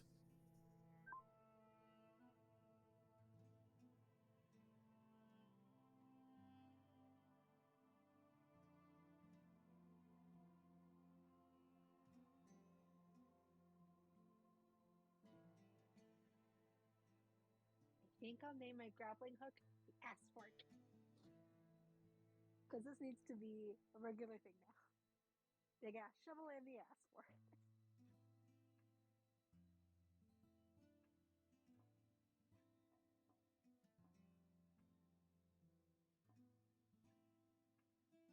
Question for you. How long would it take for Kappa to make a wand? To make a wand? Is that what you said? Also, Yeah. To make a wand. Okay, what do you want the wand to do?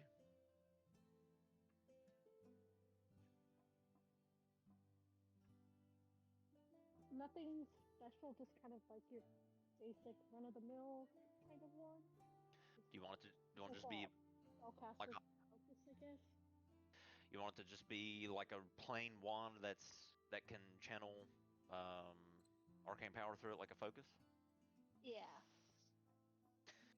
Pretty easy. No, there will be a roll for it though. Let's see. You have the tools. I don't know if there's a tinkering check on your sheet. Is there? I haven't done this before with artificers. Is there a like where the sleight of hand stuff usually is? Is there a tinkering? Yeah. It has Okay. different attributes that I can do it. So which one would it be? Would it be intelligence? Your spellcasting modifier. I think that's intelligence. Yeah. Yep. It's been a minute, so I can't remember. No, it's fine. I've never done it, but I know it'll be if you're an artificer, it's that. Okay. All right. So you successfully make this wooden wand, um, roughly the size of like a Harry Potter wand, I guess, and you test it real quick and you can feel that it coalesces your arcane power through it. So it seems to be functional, and it takes you roughly 30, I'd say 30 minutes. Yeah, that's not bad. But yeah, she'll make that and offer it to Sasir. Because, what you can tell, he doesn't really have a primary weapon, not weapon, but like focus thing, so offer him another one. He wants it. Thank you, Kappa. I shall dub this Snape's Retribution.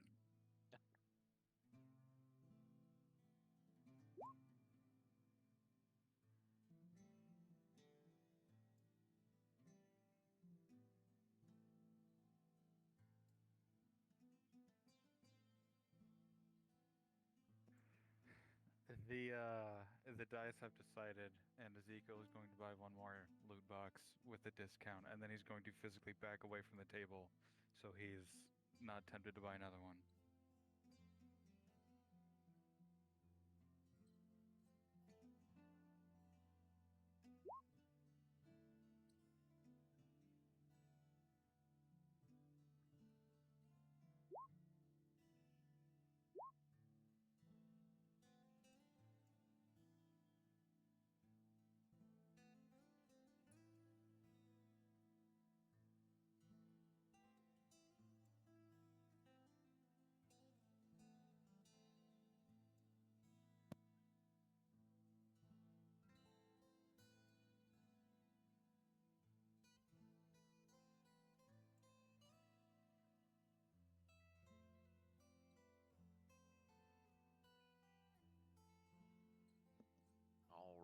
right, you guys are having quite the time at these vendors. Makes me happy.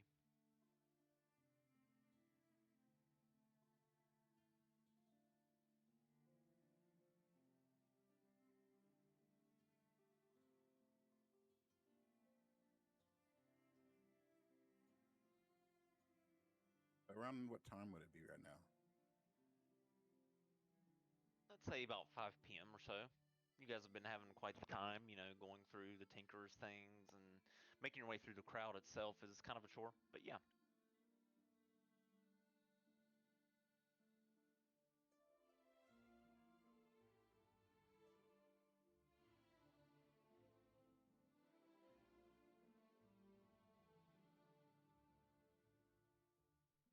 If we want to try to get some more details about the sewer job before the day ends, don't have to start the actual job till tomorrow, but to get at least a little bit more information and let the people know we're interested.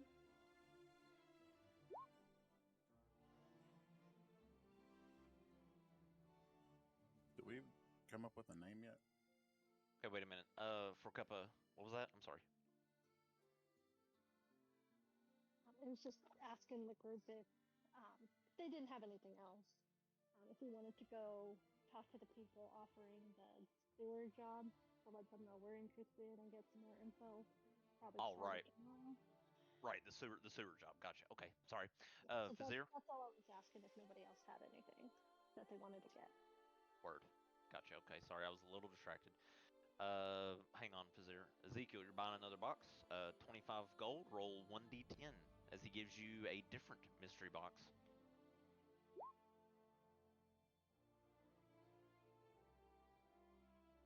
Okay.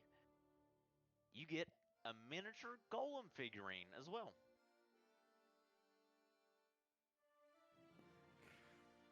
Now George has two friends, and he'll hold up the golem and the beetle, and then just start playing with them like they're tiny action figures.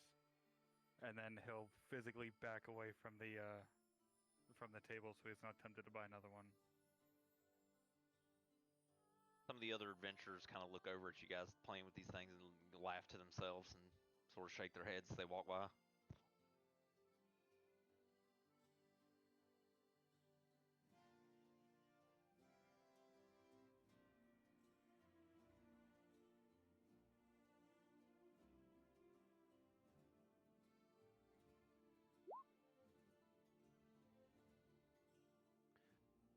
Roast boar platter, Vizier. Okay. Yes. Spend all your money. Yes. Let's see. If we've been here all day, I'm gonna be hungry still, so I figured fuck it. Yeah, in the last game, you guys had an overabundance of gold. Shit, I'd spend it too. Okay. So the boar platter is absolutely as exquisite as you enjoy it.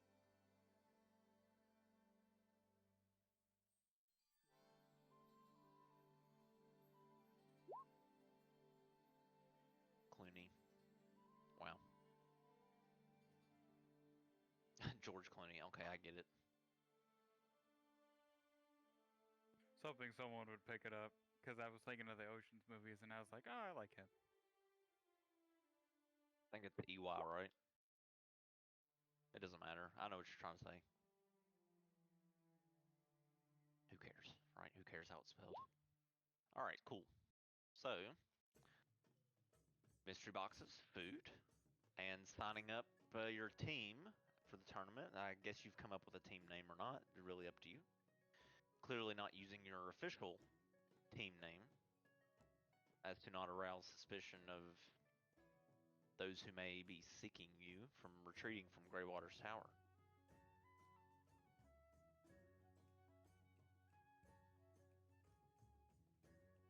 All right.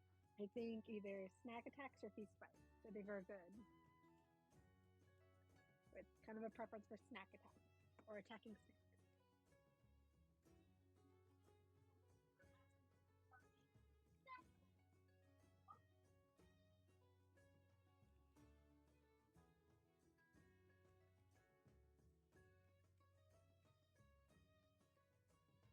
snack pack attack? The pack of snack attacks.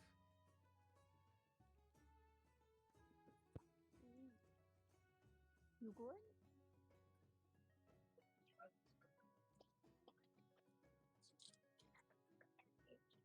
Break. Yeah, it is break time. So, as you guys enjoy the offerings from many of the Oh, yes. vendors outside of the Coliseum, let's go ahead and take our break. We'll be back whenever you guys are ready. I'm going to stir my stew.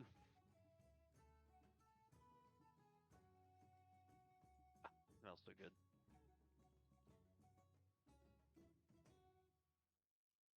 Cooking Emberstone stew right here in my kitchen.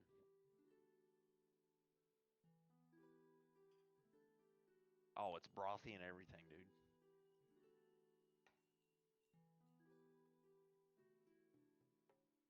You're killing me here. I'm gonna send you a picture.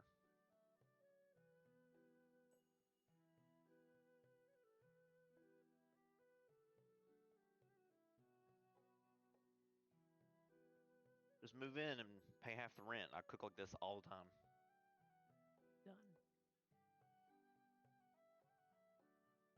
I don't know how much work you'll get over here though with your job. There we go. Oh man, it looks so good. It smells good too. I got this out of this is like a one-piece recipe, so That's kind of fun. I think it's gonna turn out good. Yeah, I've been trying to cook like Sanji on the days like this.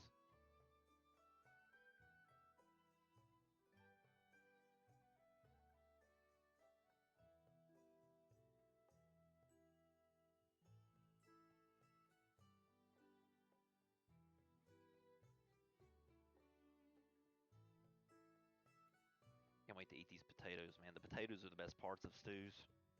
Mm-hmm.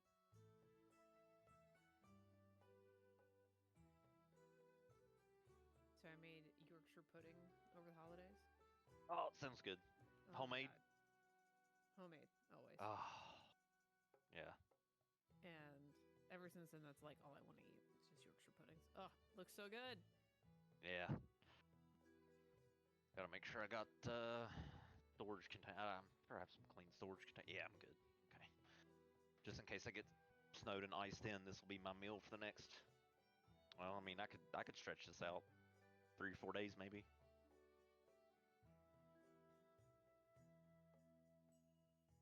Yeah, I cook. that would last me a good while. Oh yeah. I cooked the beef in the air in the Ninja Foodie. Mm-hmm. Turned out so perfect.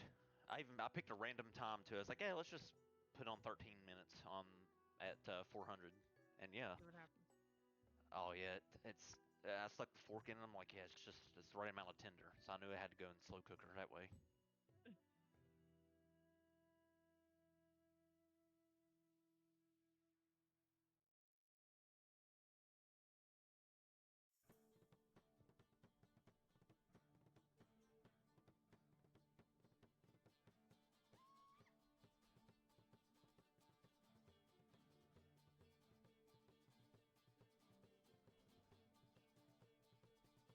I made hot broccoli dip a couple days ago. What was in that?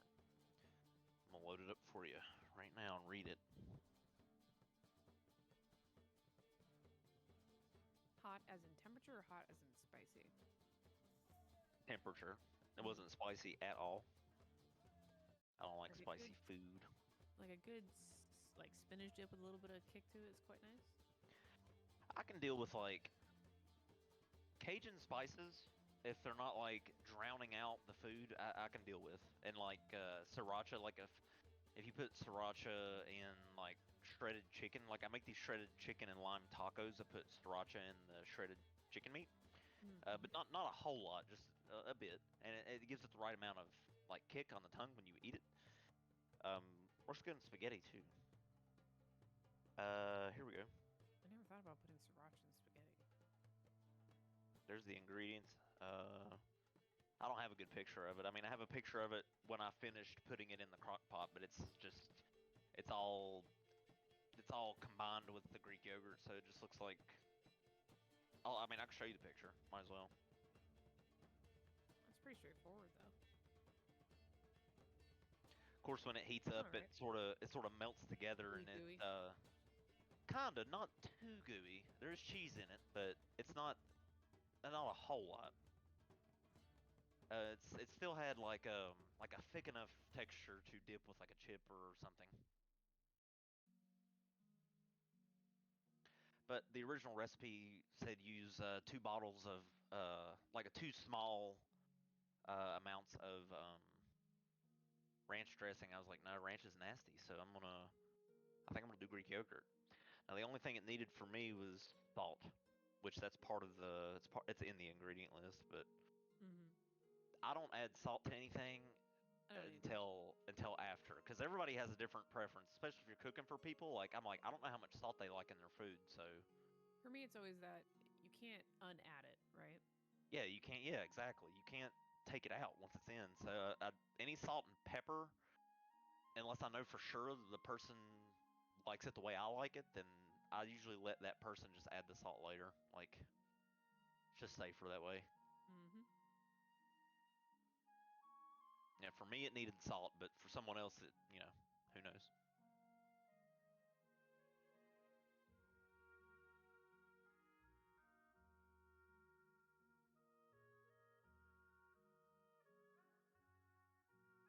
There's this beef minestrone in this cookbook that my sister got me. I've been looking at, but takes like 8 hours to cook.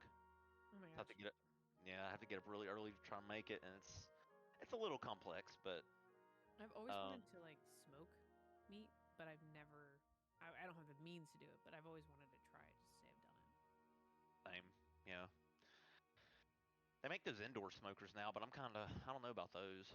I mean, then Yeah. I don't know, Yeah. but I don't know. I mean, I know smoking meat takes a while, but I'd be willing to do it if it like on like brisket. Oh, so good. Yeah, be excellent.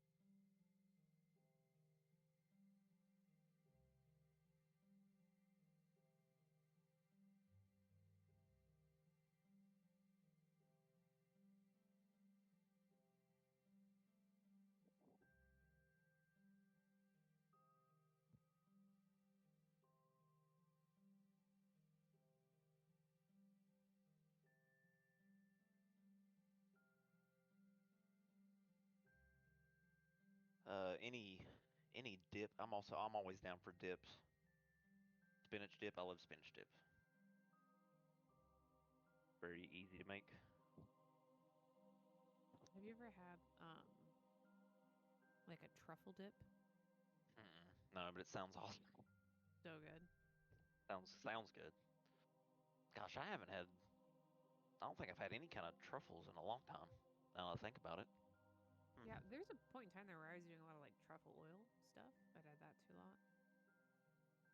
But yeah, good truffle dip. It's quite nice. Yeah, when it comes to food, I'll try anything once.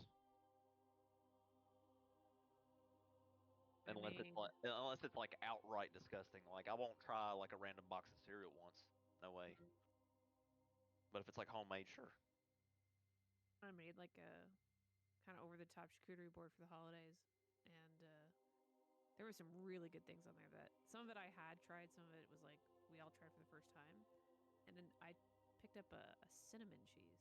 That was really good. Didn't expect that. Mm.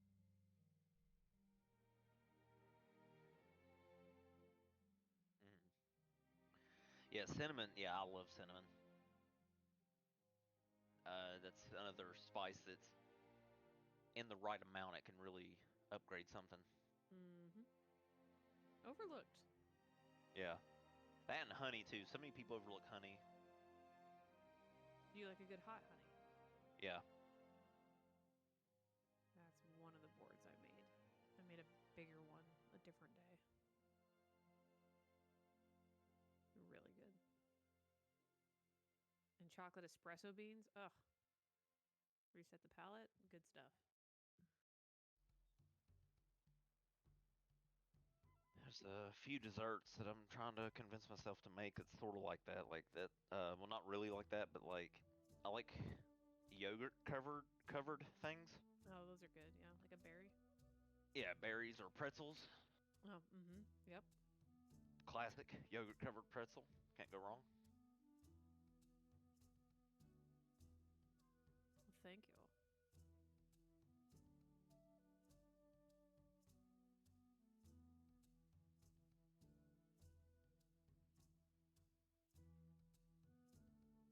My cats are in the kitchen. Every time I come in the kitchen, they're like, "Oh, is he gonna give me a piece of beef?" What you doing in there? Yeah.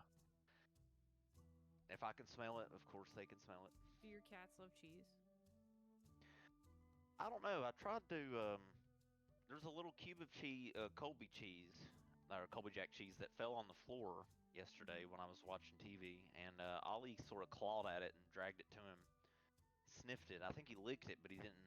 I think he tried to bite like a little corner off of it, but then he left it alone. See, my So maybe cat it's just only that likes type of cheese. I don't know. Yeah, I was gonna say she won't eat, like, she likes cheddar, right? But she won't eat the cheap stuff. She'll only eat Yeah. the nice cheese.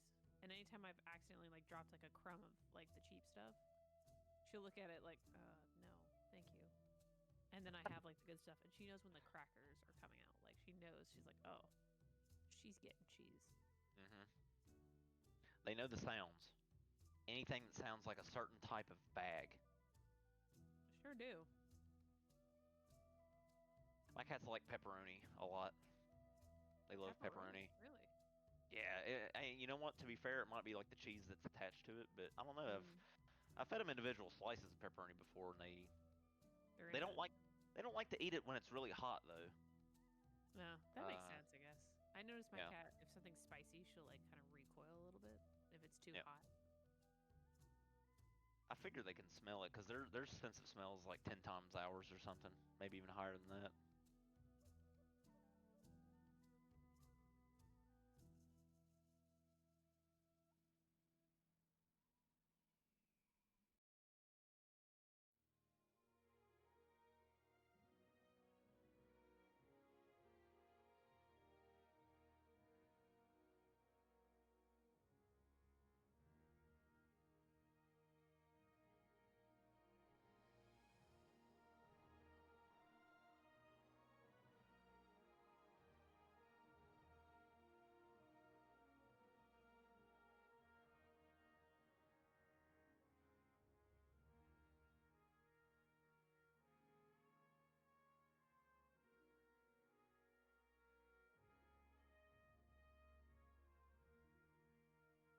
Ooh, I just now got back to my seat. I'm looking at that. I like the spreads. Was that naan over there? Let me see. Where the crackers are? Yeah. Oh, so you've got they're like little. Actually, the ones that are like closest to the bottom, those are like non-actually type bread crackers. Yeah. Love The 'em. one on the far left are like olive oil crackers. Those are really nice. There's like a multi-seed one there. That's the little dark circle ones. Yeah, see, any kind of cracker and meat, I'll eat like a ton of those unless you like peel me away from it. Mm-hmm. Oh, I have a caramelized onion cheese in there. Oh, so good. Killer on a burger. Oh yeah, caramelized onions, like sautéed perfectly. Oh yeah. That's the only type of floppy onion that I like. If it's caramelized, because it's gonna be delicious. It's a little crunchy, but sometimes you can bite into it and pull it off the entire burger. That's the only thing kind of annoys me, Oh yeah. but that's a me thing, not a onion thing.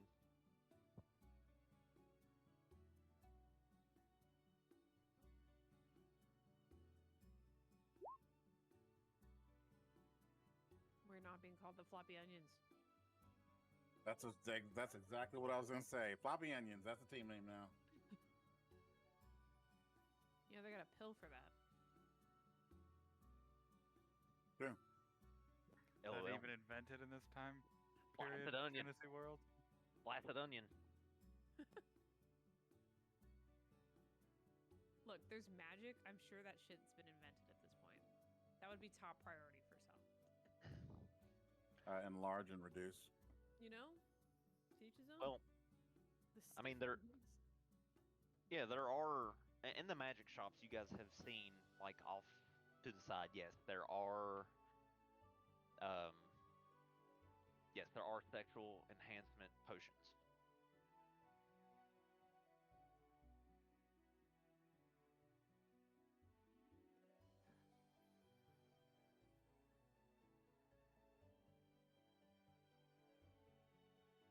All right, are we all ready? Tana, are you good? You're being really quiet. I'm good. Okay. Let's continue. So you guys are having a great time in the vendors for a few hours, sort of mingling amongst the group, and I suppose you sign up as the stiff onions or something. I don't know. What do you want to do? I vote on either the floppy onions or the stiff onions. That is where Ezekiel's votes are going towards.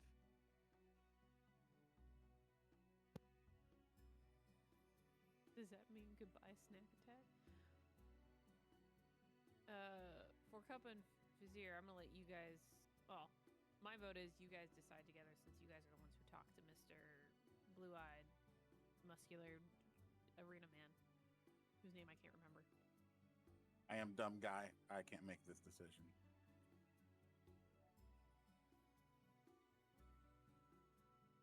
Or, we could have two teams, a guy team and a girl team. The guys are the blasted onions and... What did I do to you? I gave you spectacles. All I'm getting is shit. That's how she saw the flaccid onion.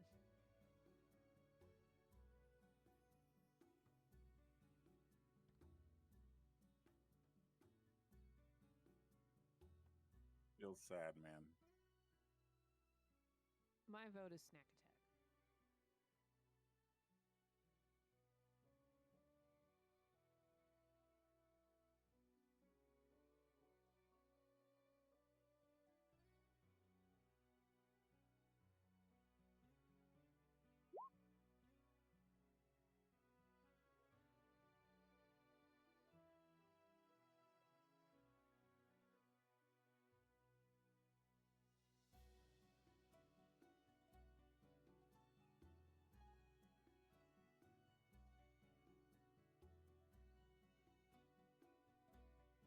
Okay. You can, for brevity's sake, you can decide later. You don't have to put your team down right now, but we'll just say we'll say that you do. But whatever the name is, you guys can decide up until the day of the tournament. You have a you have a 10-day in-game time, so you have plenty of time to officially decide your tournament name.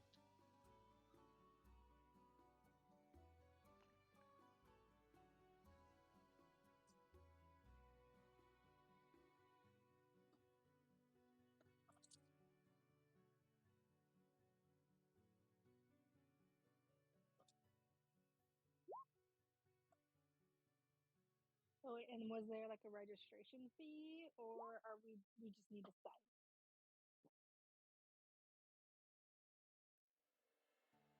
There's no fee. No. Oh, okay. You're risking your life, so don't know. People have paid to do stupider things. It's fine.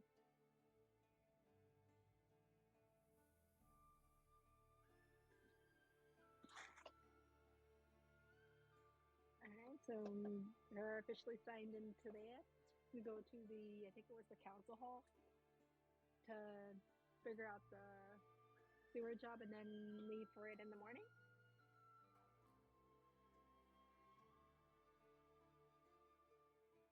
Would I know if they have like set hours, or if cities around this part of the world have like hours of operations? Yeah, there are businesses. If that's your question, there are places that shut down at certain times. Yeah. Well, like for council or government stuff. Well, there's the city watch. They don't shut down for obvious reasons. They're the cops, right? So they don't. They're always operating.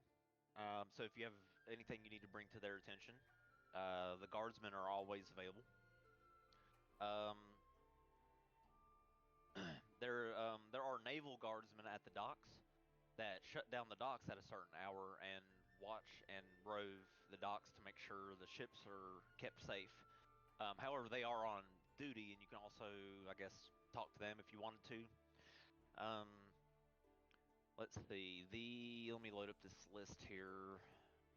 I was hoping I could do it all off memory, but see, whenever you guys become a dungeon master, write down everything you think of. Is a guard within sight? Can I pull him aside and ask what the hours are for the council? That's what I'm looking for here. Yeah, you can go over and sort of while he's sort of after he's finished eating and stuff, he's roughly making his way back to being on the shift. And Reinhold, here we are. Okay.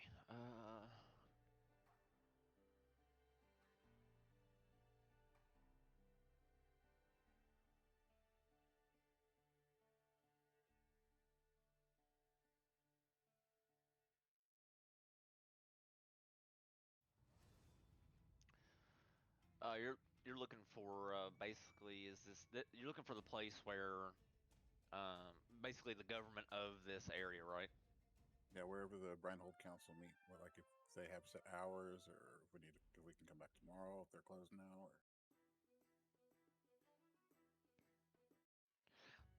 or I'm digging through my notes.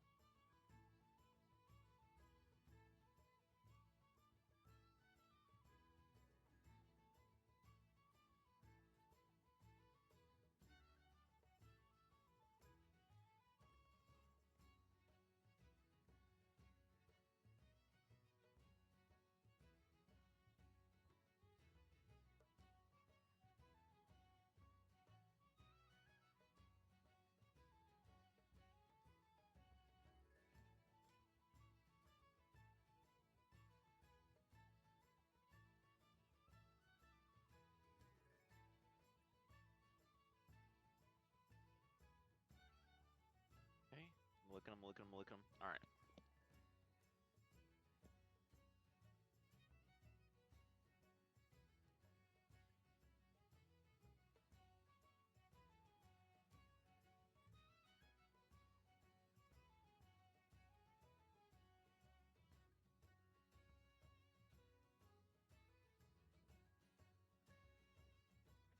Okay,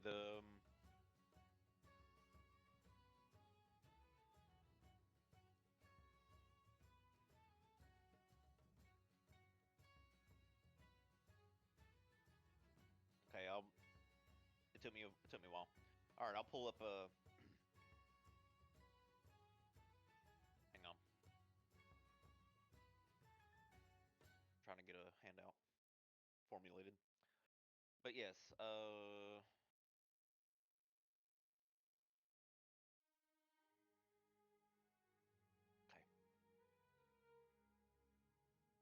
They typically business-related affairs. They stop entertaining those at 8 p.m. Affairs directly involving the House of Thorn, they are open to at any hour. Religious affairs until 10 p.m. And law and order affairs are 24 hours. So yeah, it really depends on what you're going there for. But there are the main building where all this business is conducted is usually off limits to the public at all hours anyway, unless you have an official summoning. Well, the notice board says that we have to report to the council hall. Yeah, the council for hall would be instructions. the council hall would be technically the Pearl Spire Hall, as its official name. Let me update this for you. I don't know why I should have just put this in the Breinhold handout. I don't know why I didn't like consider adding the governance there, but I'll get it for you.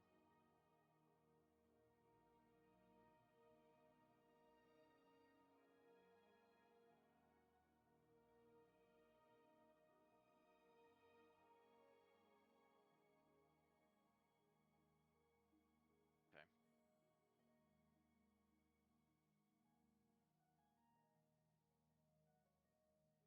All right, you can read this as soon as I pop it up to make it easier on everyone.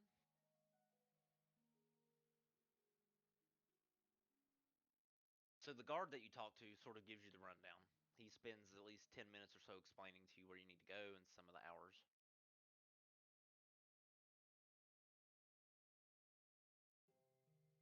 I will thank him and ask him if I can buy him a drink for his troubles. And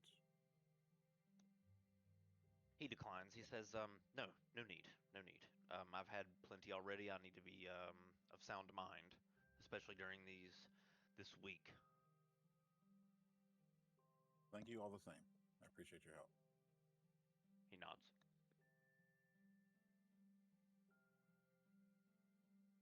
Then I'll relay that to the group.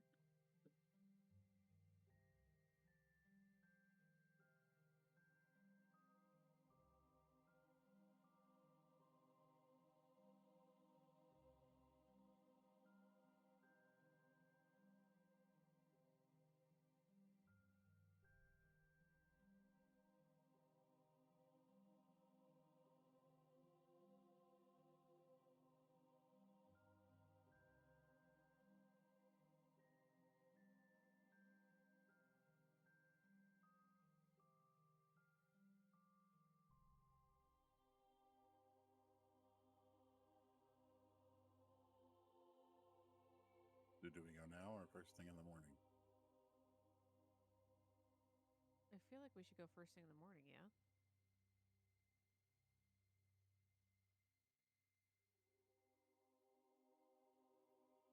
Yeah, probably first thing in the morning would be the best. We had a fun day. Make it turn If into a the fun sewers are evening. literal crappy, then let that be a different day. So we have a fun day. Unsoiled. So we're headed to the sewers tomorrow then? Is that the plan? I believe so. Well, after we go to the council hall. Right. Okay. We're because I've totally been here the whole time. Where do we sleep?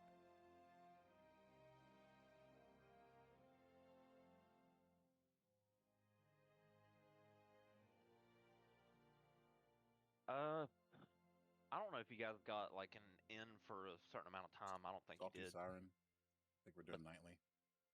Yeah, the Salty Siren I think has an inn in it. So yeah, you can. It depends on the rate. Like if you want to stay want to stay for a few days or one night, what room, etc. Well, I just need a good trance and I'm good to go. You can do that in the middle of the street if you want, but it'd be kind of weird. Somebody might steal something from you. Here. Anybody else have any ideas of where to go tonight?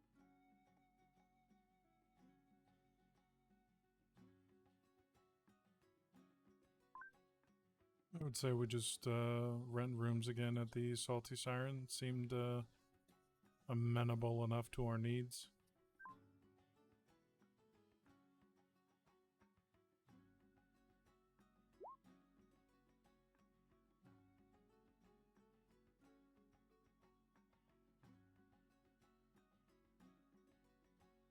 All right, then I say we head over to Salty Siren, and I'm good to go straight to bed.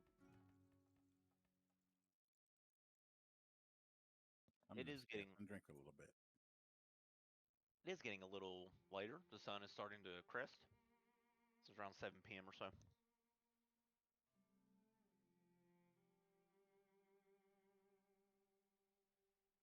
Onward.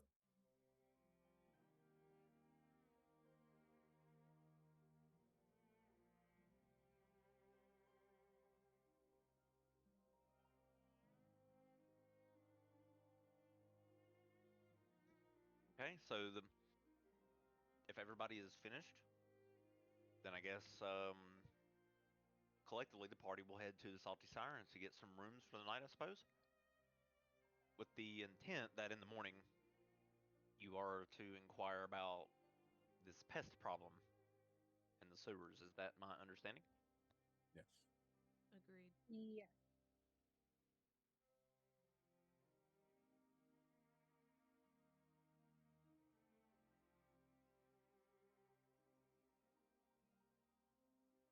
What captain suite does the Salty Siren have?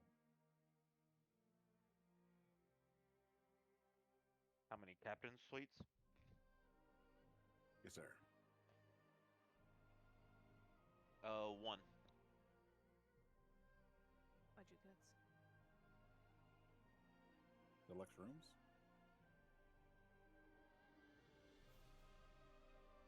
Let's see. Deluxe. 12. 12? Yeah. I mean, not all of them are currently vacant. There's 4 vacant at the moment. I'd like to rent those out for the week.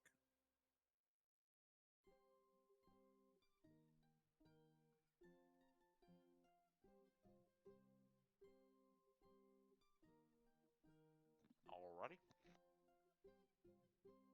And the captain suite if it's available. Okay, mark it down so I don't forget. Because the 10-day is like 3 months real time for us. So, I mean, it really just depends. But yeah, sure. Hey, make sure you remember that you rented those out.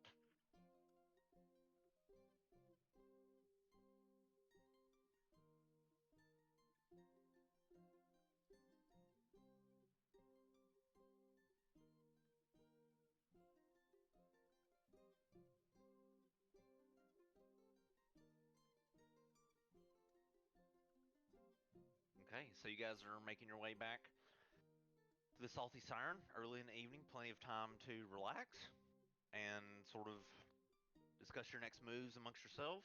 Unless Soot surely will pick a room to trance in safely in privacy.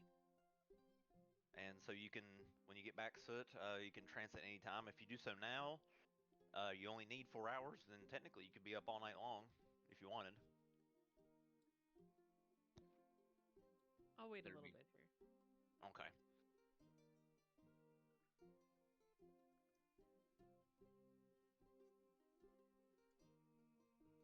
I'll just, when we get there, I'll give them 50 gold. That should cover for the week and meal plans. For the meal package.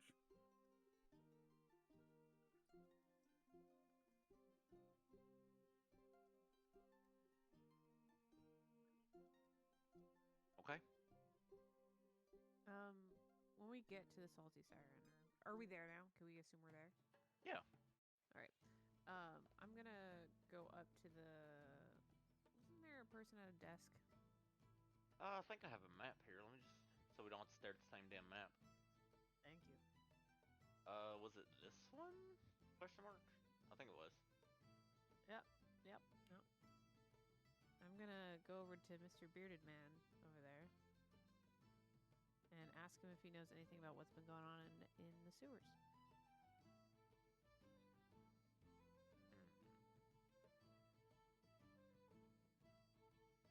All right. Let's take a look. So it's the pest in the sewers.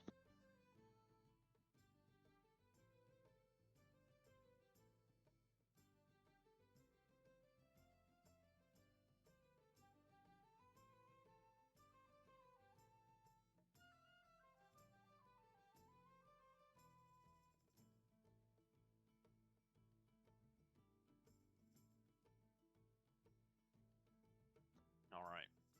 So you walk over and you see this gentleman over there.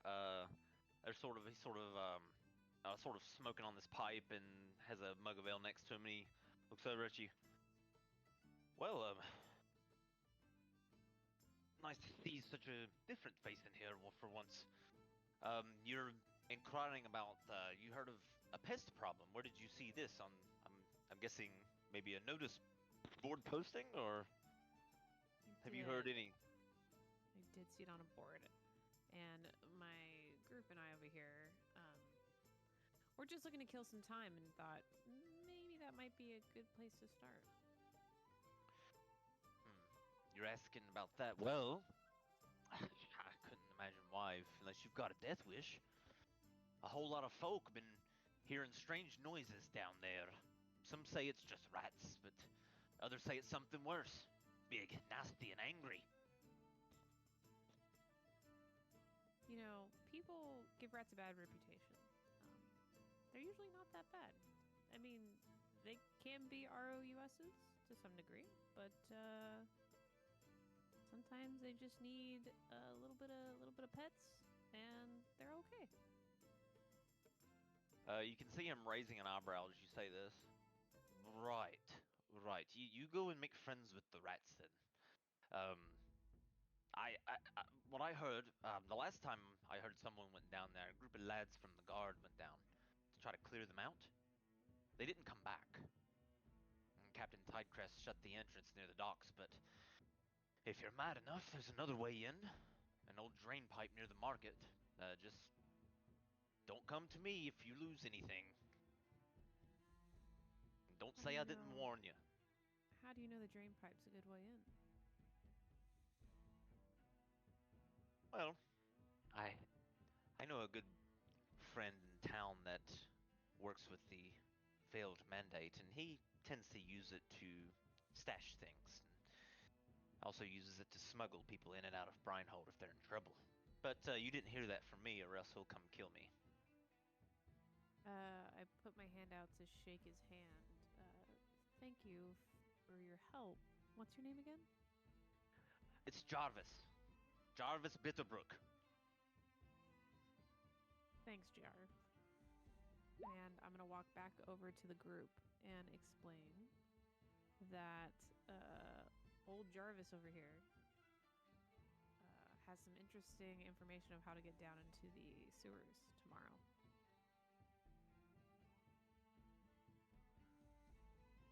Oh, really? Yeah, it sounds like there's just an old drain pipe that we can go down. Although I have to say, he seemed a little... I don't know, he's a little bit of a chicken if you ask me. I think rats are not that bad.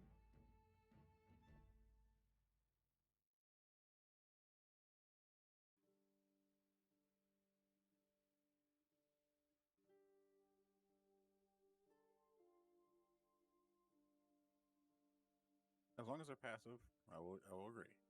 But when they get bitey, that's when they're asshole. I don't know. I'm looking forward to this tomorrow. Sounds like there could be some treasure, maybe, down there?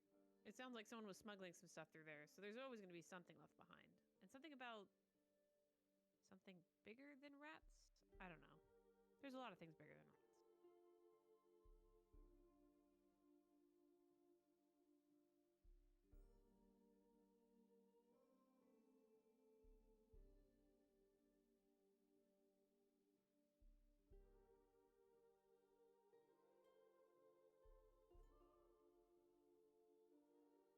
Where everybody breaks away. Sleeping arrangements. And I will give Sienna a deluxe room key, and for Cuppa a deluxe room key, and Aspen a deluxe room key, and Soot a deluxe room key. The rest of us that trance will just be in the captain's suite for a couple hours, and then we have.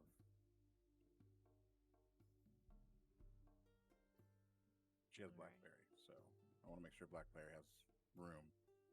Oh, he's got room. He's also really cozy to cuddle up with. So if anyone gets cold, Blackberry's around. Blackberry. That's right. All right. Go ahead. No, go ahead. I was just gonna say, Yeah. I'm gonna head up to my room then, because I'm excited to see what's down in the sewers tomorrow.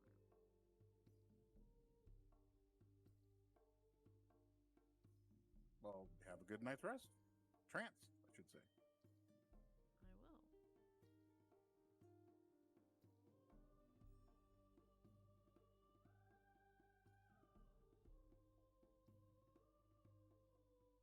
Okay.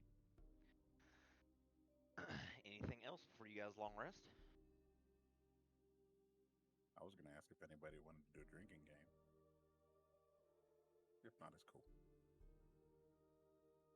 It's just been a while, Have and I don't we think we're getting poisoned. done one with this group, or oh, that one was. Oh, that's what I wanted to hear. A long time ago there was one. So drinking game for friends.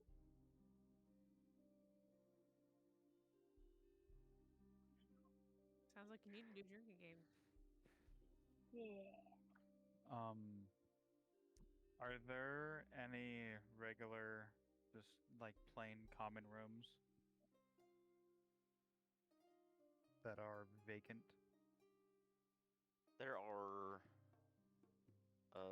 yeah, there's 3 of those available.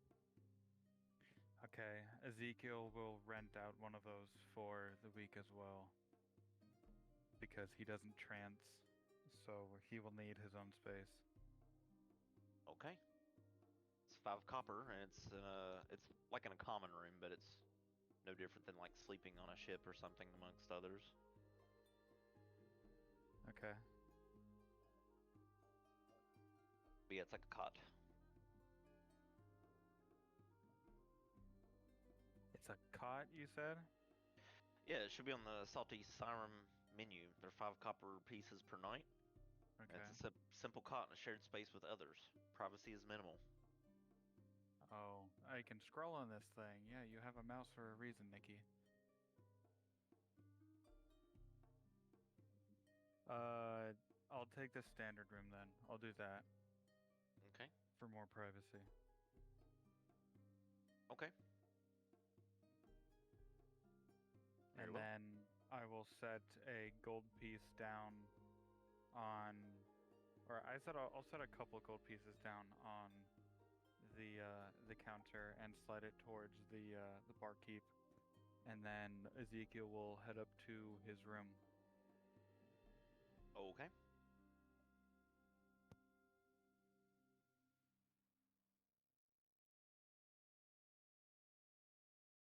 Okay, very well. You get up to the room. It's nice, modest room, nice looking bed.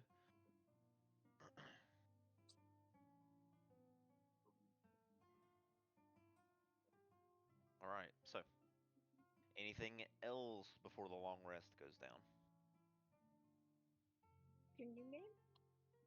Because me as the player has yet to win a drinking game ever in all of our campaigns. Who hasn't won? I haven't. Deborah has not won a drinking game yet. I've gotten Oh. close, but I have not yet won a drinking game. And all these times we've done it. Thought you have. I don't think I have.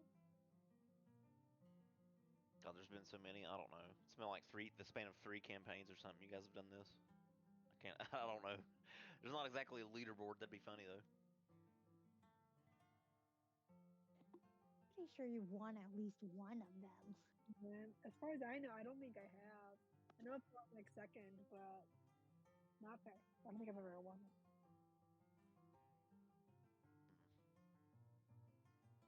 Mm. Nope.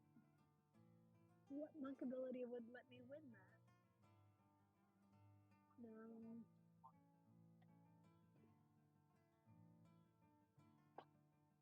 I know I've gotten close, but I don't think I've gotten close yet. We do drinking game? Aston will just cover the I'm cost down. of all the drowns?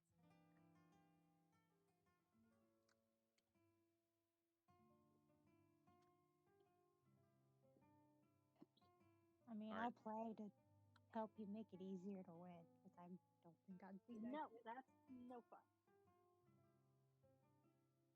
Do you guys want a new drinking game? Sure. Yes. If you have See. one on hand that you know of, then not for you to like create one on the spot, but like if you have one on hand.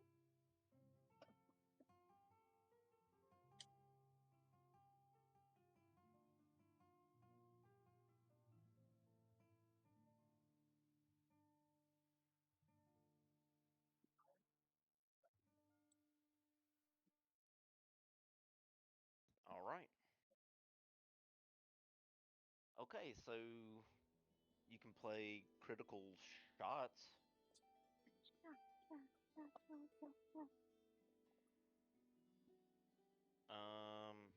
see.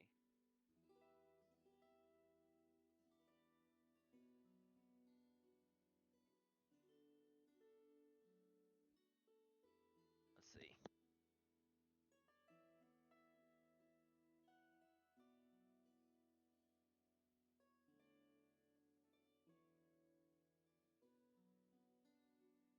All right. Okay, never mind. Here we go. All right. Dragon's Breath is one.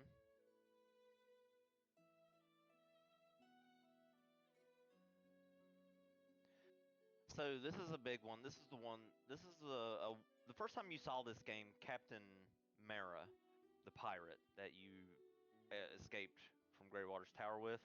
You saw a few members of her crew playing Dragon's Breath on the ship.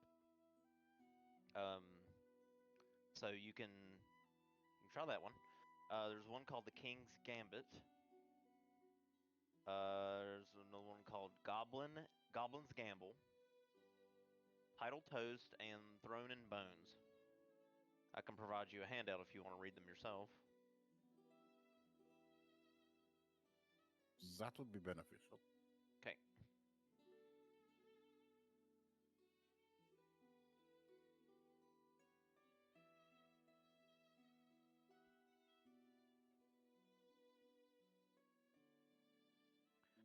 Okay. Handout. All right. Here we go.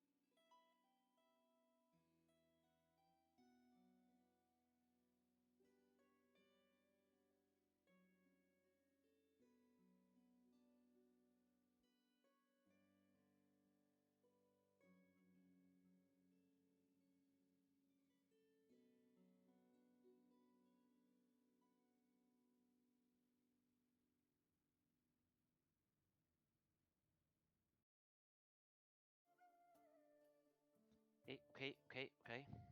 It's loading.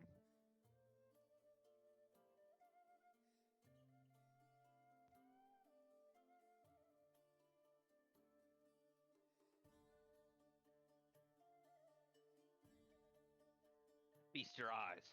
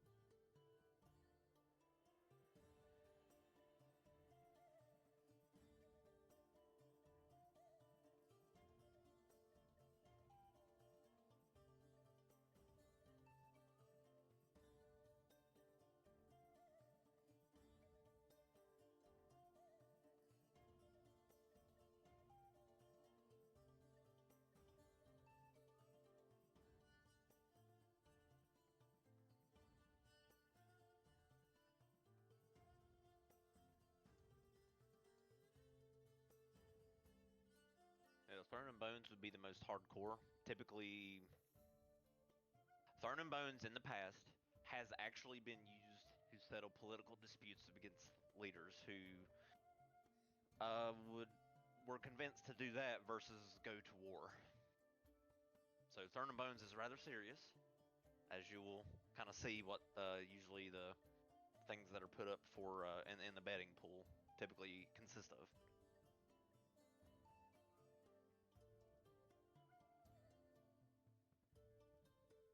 So I wouldn't recommend Thorn or Bones, but it's up to you guys.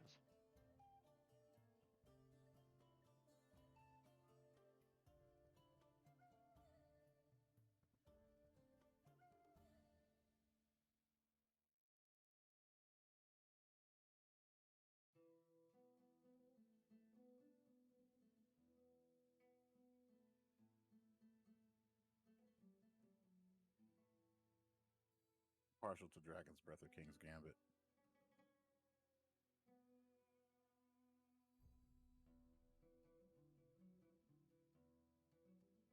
I'm partial to this stew in my kitchen. Partial to your stew in your kitchen too. Looks All delicious. right, it's enough rubbing it in on my side.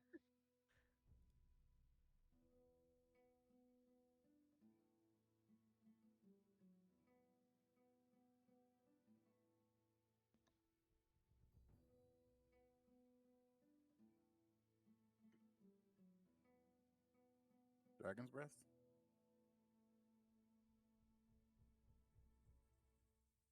Yeah, Dragon's Breath sounds fun.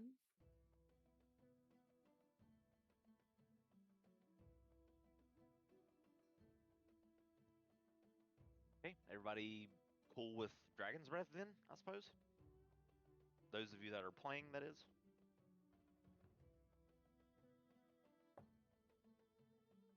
E? Yeah, I would say so.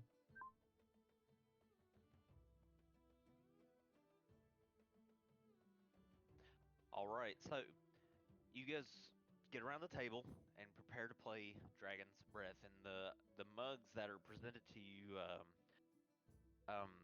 the ale is poured in, and then you see these. The handle is sort of on the mugs consists of this open maw, the open jaws of a dragon that are a red dragon that are breathing flames into the mug.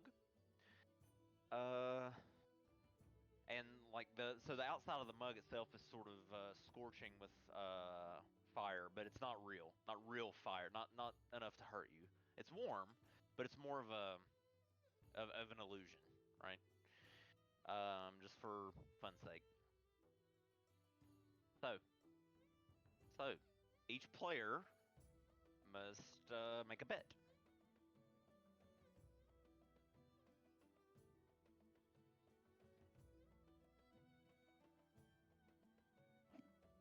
I guess should we just do money to make it easy?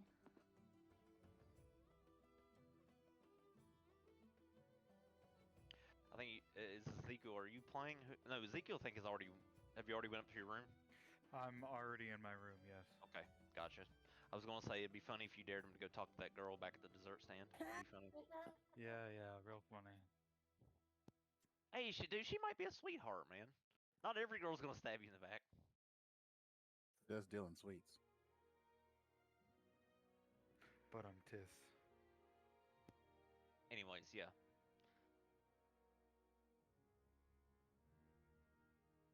Or Papa will play and bet 20 gold.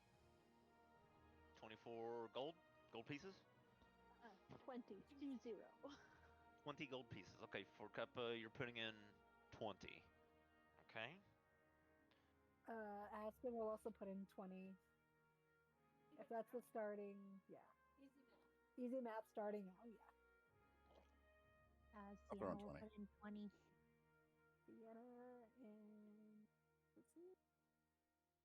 20 GP. Okay. For Cuppa did 20. Sienna, you said you're doing 22? Or 20 as well? Yes. Okay. Vizier? Got 20. 20, okay.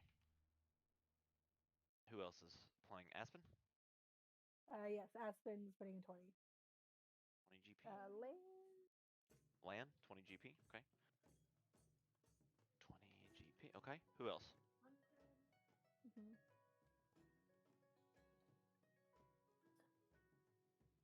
So, do you want to play a drinking game? Do you want to play Dragon's Breath? No, I'm gonna just sit this one out and watch after. You're the DD for post-trans. the day, for the night.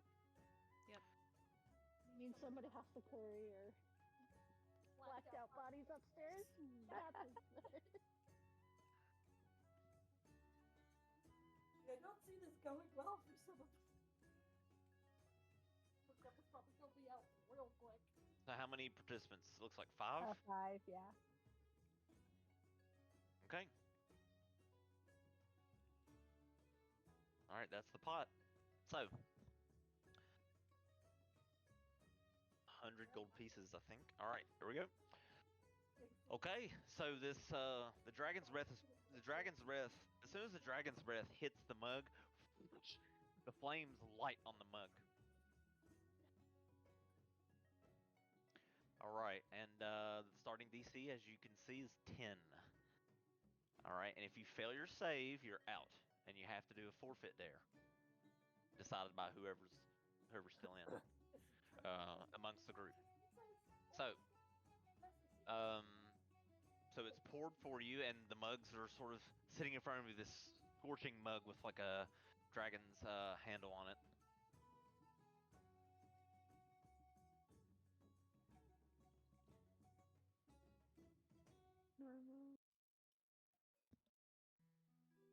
Are you kidding me?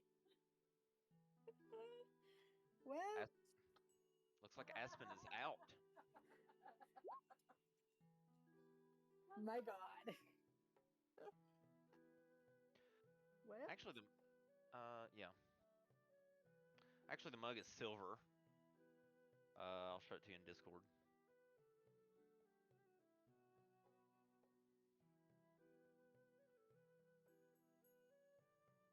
That's cool. cool. Yeah, I want one like in real life for coffee. All right. So everyone but Aspen survived. Aspen, you are out, and now you must perform a forfeit dare.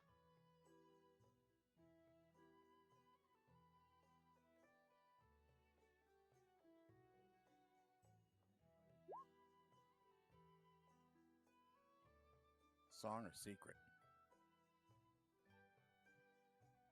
Or can we come up with our own? Submit ideas. Or do I? I don't think I come up with the thing. Someone else has to come up with the dare. I think we should dare eat a mushroom. Yeah, the remaining players at the table create the dare.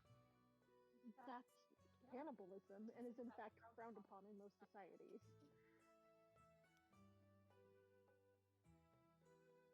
I have a dare idea. One of those Super Mario mushrooms. Was that in this campaign or the previous? Can't remember. I think Remember we seeing had it? him in the last one. Okay, 'cause that's what I was that wondering. I was the telling. beans thing. I had my growing mushrooms. That's right. Okay. Yeah. Oh yeah, it was a toe beans item. Okay. Yeah, go ahead. So what about she's not allowed to use her big ass shovel for the next 2 fights? She's got to find something else to do or to use. That handicaps us, though. But it was funny. I mean, it's And you're not really quiet. an option of I can say. I mean, I can say no, but it's like it's not really a choice. Not like that. I don't know how to say it. It's just Okay, like, not the next 2. The next fight is against rats. She doesn't get to use her big ass shovel against the rats. I mean, sure. Somebody else has another idea. Land thoughts?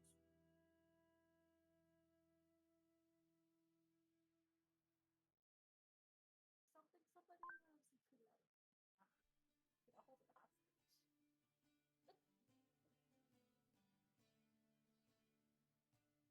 No, I'm having actually a pretty tough time coming up with something. I don't mind this dare. For what? The next fight or the next 2 fights? I would say the next one because 2's kind of mean. 1 is specific. Okay, so for the next fight, I don't use my big ass shovel. Done. So the very next battle, you can't use your big ass shovel. Yep. Okay. All right. So the mug itself in front of you, the eyes on the dragons light up, and it refills arcanely on its own. Now the DC is 12. Drink up.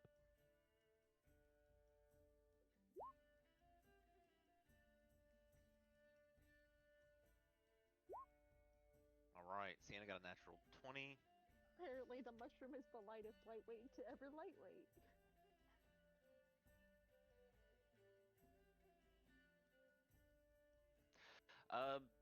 Okay. Let's throw in a fun little critical success rule, shall we? Sure. On a critical success, not only do you win this round, but you win the next round. And you don't have to roll I'm in the down next with round. that. I would either say like that or like get advantage on the next roll or something. I would say you get to vote someone off the island on who loses that round.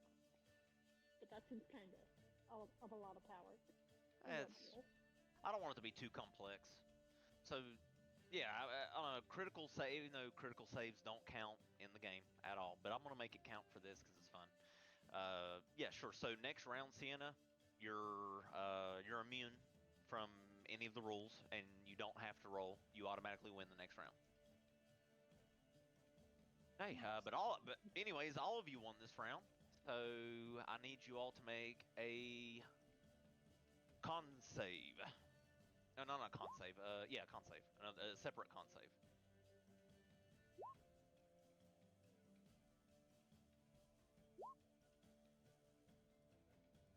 Man, I really wanted to win by default, basically. Damn, none of you failed that one. Okay. I mean, this wasn't a round. This was for flavor effects. Okay, I was gonna say I thought Fasir and I would have been out if it was. Yeah, this con save was for flavor effects. So, Sienna, you can participate in this one if you want. Oh no, you didn't. You didn't fail. Never mind. I'm stupid. I'm completely fucking up my own rules. Okay, so those are only if you fail. It's all right. the stew. You're just distracted. True. It's all this sparkling water. Okay. So, we can use these con saves for this round if you want. Next DC is 14.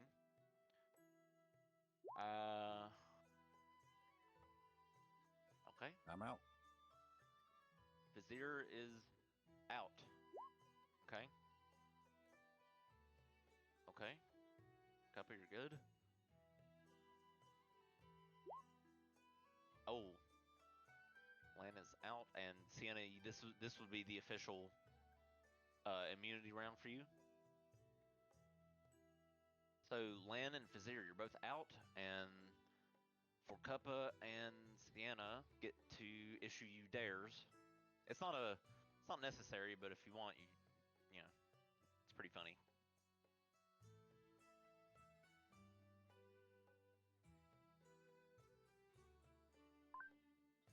Lan is all ears. Same. I'm open to ideas for help for theirs. I'm trying to think of some. The only one I had an idea for was for Aston and her shovel. I could play it soon and we could make them sing karaoke for one song at least. Yeah, joint karaoke duet for the two of them. From karaoke to You have to make a performance check.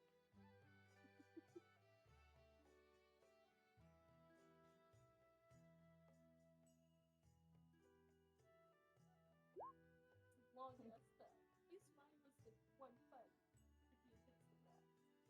I was gonna say let's perform the Cotton Eye Joe dance. That. Don't even know the That'd words be to fun. that.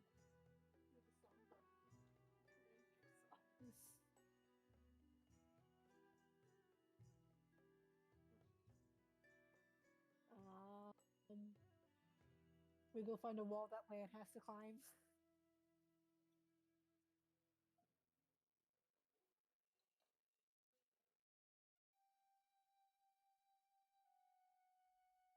I personally like the drunk karaoke for duet for them. I just need to know the song. Otherwise, it's going to be mumbles. If I keep drinking, it'll be slurred mumbles. Slumbles. You know, like the Cotton Eye Joe or Not a character, but you have to dance. do the dance for it if you don't know the words.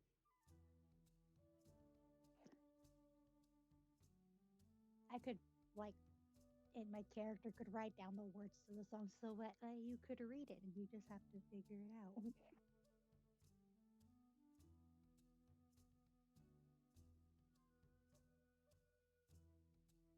Yeah, Bardcore is a good page for stuff like that.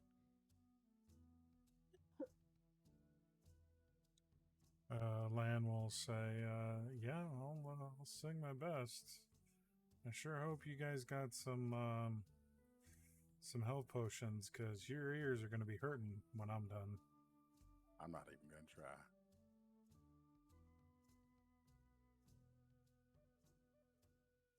Because you didn't say I had to do it well. Okay, so the dare commences. Right.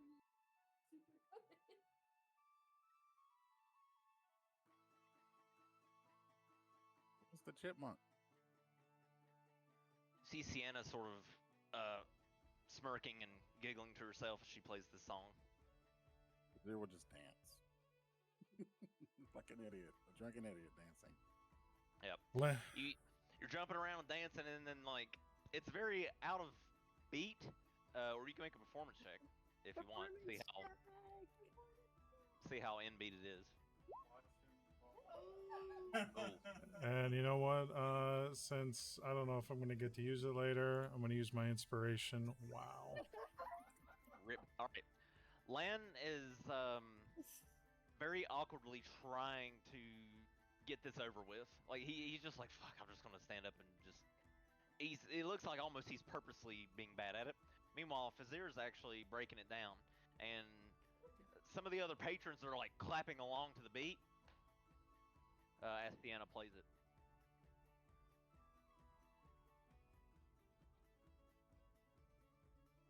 Okay, Sienna, your arcane instruments continue playing on their own as the next round of Dragon's Breath is served. DC 16 to the both of you.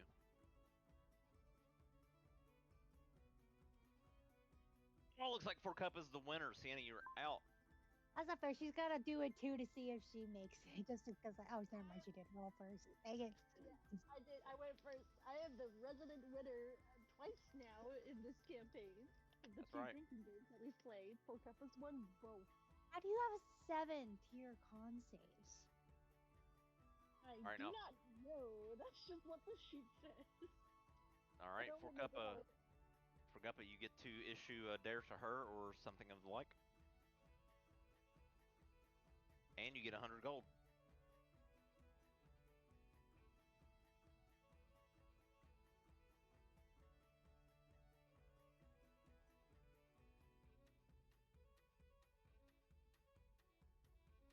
Again, down for recommendations for the dare. I'm trying to think of one for Sienna. No flying for one day? No, I'm kidding. What instrument does Sienna not like to use?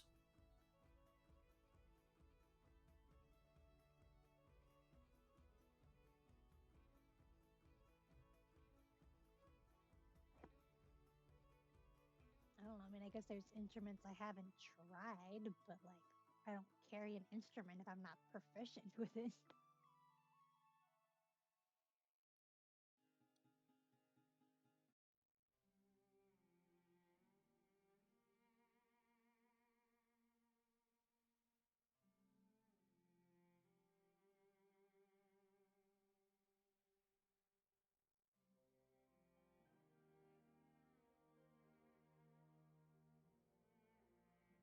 Ezekiel's idea isn't bad. I like that. Her vicious mockeries have to all rhyme until the next day.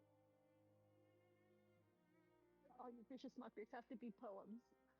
like the roses are red, violets are blue. You are gay, and so is your mom too. Poor Peppa, that's just mean. that's the kind of the point. All the you still have to write like a little poem for the next fight. Just like ask for the next fight. I won't make you do it too long. Yeah, vicious mockery having a rhyme for the next fight. I like that. Fun little non-inhibiting handicap. Okay. So, victory to Furkuppa as the night comes to a close, right? And can I just say, guys, this is sad. If the goblin keeps whipping you in drinking games, you guys need to up your game. It's really bad. I'm just gonna stick to enjoying drinking and not make it a competition. Otherwise, it turns into a problem.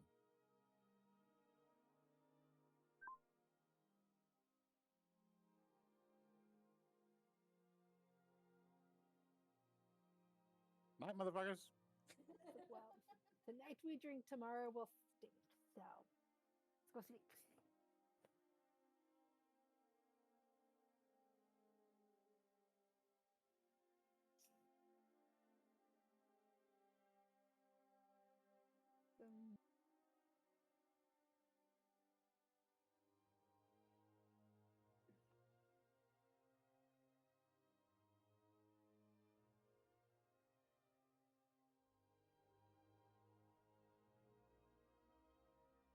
Yeah, I figured just wind down for the rest of the night, go to sleep, Mm-hmm. wake up in the morning to go get whatever's in the sewers. Yeah, sounds like a plan.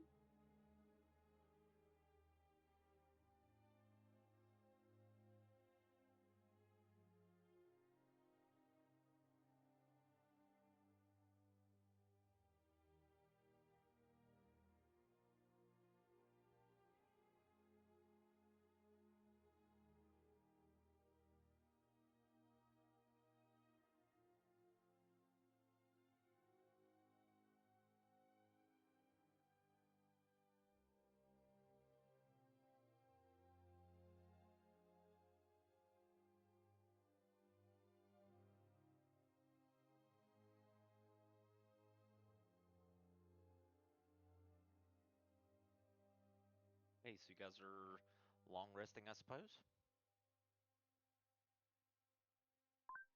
Correct.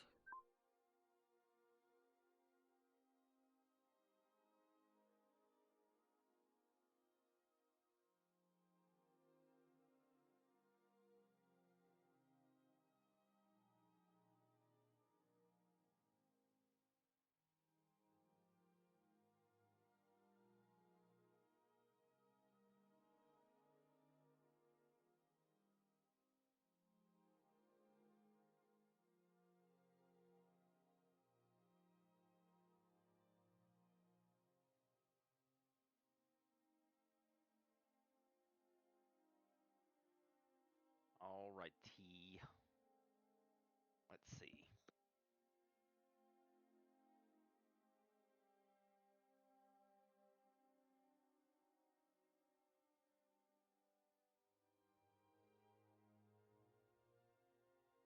Okay.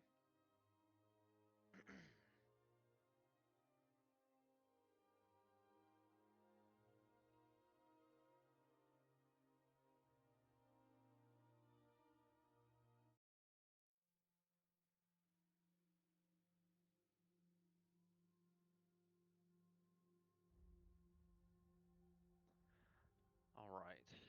I think 4 of you have deluxe rooms or something, but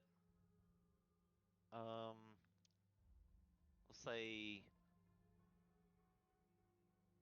roughly around close to midnight or a little bit after. You're not sure. As the cool night air wafts in through one of the slightly cracked windows of your room, carrying with it the faint hum of the city sort of winding down after its a little bit of a more bustling nightlife. Below, the flicker of a street lamp illuminates the narrow alleyway right beside the salty siren. And then a sudden sound catches your attention. These heavy footsteps down below, as the streets are kind of emptied at this point. It's sort of silent. And you hear the muffled groan, and someone collapses below. Peering down, you look below to see if you can spot maybe the source of what you heard. But you hear some collapsing against barrels or other ones, and an exhaling grunt, like.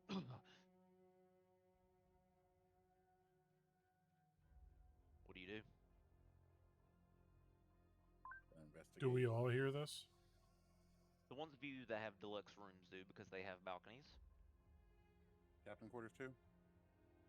Would I be out of my trance at this point? Yes. I would say you trance somewhere around 7. This is well before midnight. So yeah, you're also awake, Soot. You've already tranced. Can I go look and see who it is, like out the window or from the balcony? Not going. Perception check. Those of you that have a captain's suite and or deluxe rooms, you can make a perception check if you wish to try to see if you can discern what is going on down in the alleyway.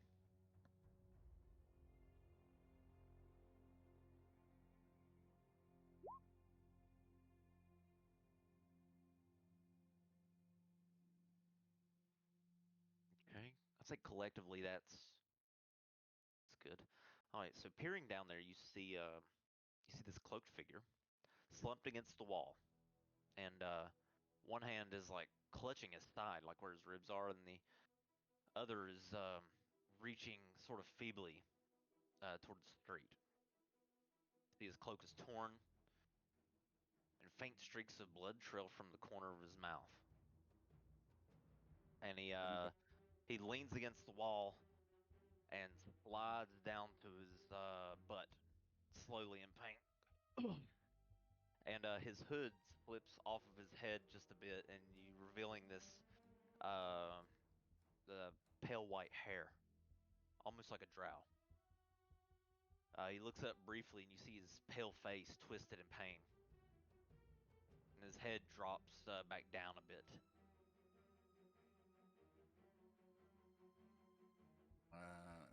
Is anybody leaving or fleeing the scene?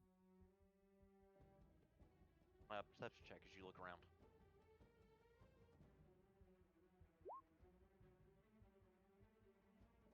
Wow.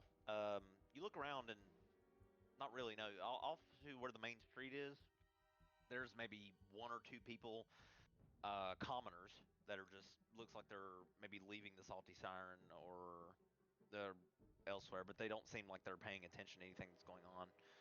You look around, you don't see any pursuers or anything. You just see this pale-faced, white-haired gentleman collapse against the wall, and kind of a blood trail from him to where he's now found to rest. Poor Peppa's gonna leave her room and go downstairs out into the street to get, not to get a better look, but to get closer. Gonna go talk to Ed. I'm gonna jump over the balcony and featherfall to him. All right, Batman. So you jump over Batman style and slowly descend to the street. Yeah. It's roughly 2 stories up, but not too far. So, and you sort of land, and he's startled but in pain. He sort of winces and looks in your direction. You see him rifling through his belt to he pulls out a dagger to protect himself. I'll hold my hands up, like I'm placating, like I'm passively going towards him, and I'll pull out my potion of greater healing and offer it to him. Points his dagger at you. What are you here to finish me off? This is a health potion, so no. Set it on the ground. Set it on the ground then, and step backwards. Do just that.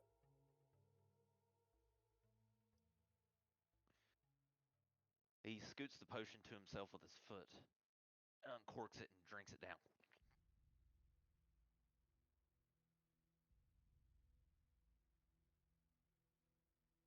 Okay.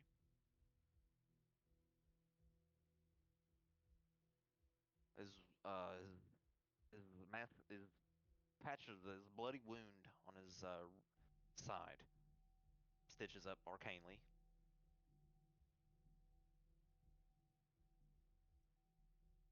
And takes a deep breath.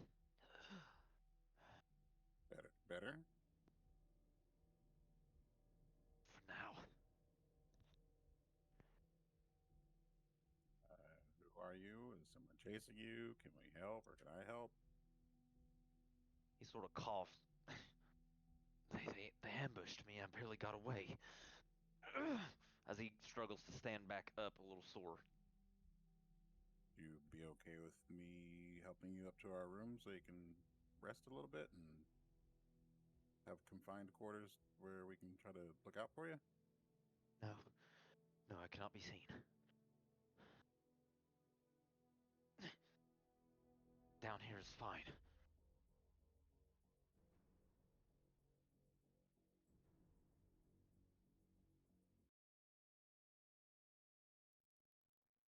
I mean, I can teleport you up there so you won't have to worry about being seen.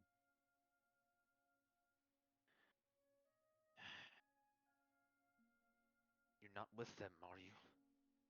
Who are them? Please, help me. They were relentless.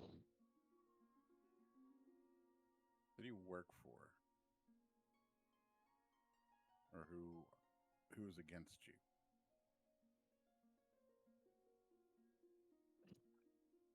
That I cannot tell you. I just know what they look like. I'm not at liberty to tell you who I'm employed by.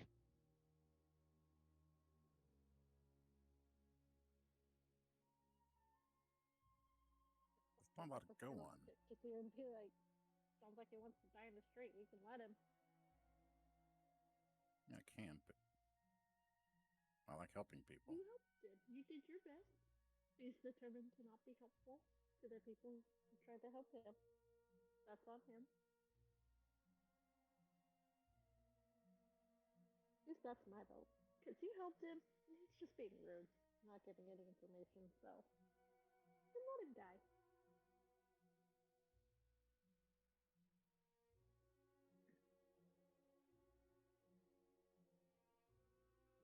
Why would you? So My question is, why would you help me? You don't even know who I am. you look like you needed help. As simple as that.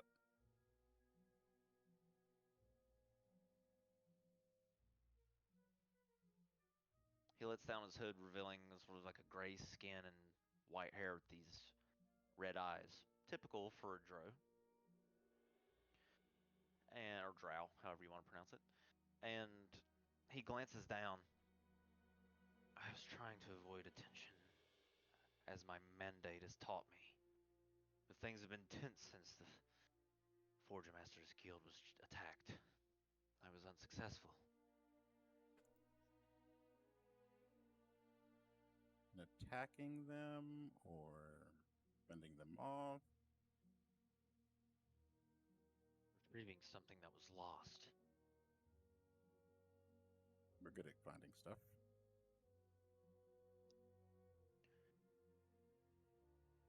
Well, they wanted something from me that I couldn't give them, that they swore that I had. That they swore was in the hands of the mandate I serve.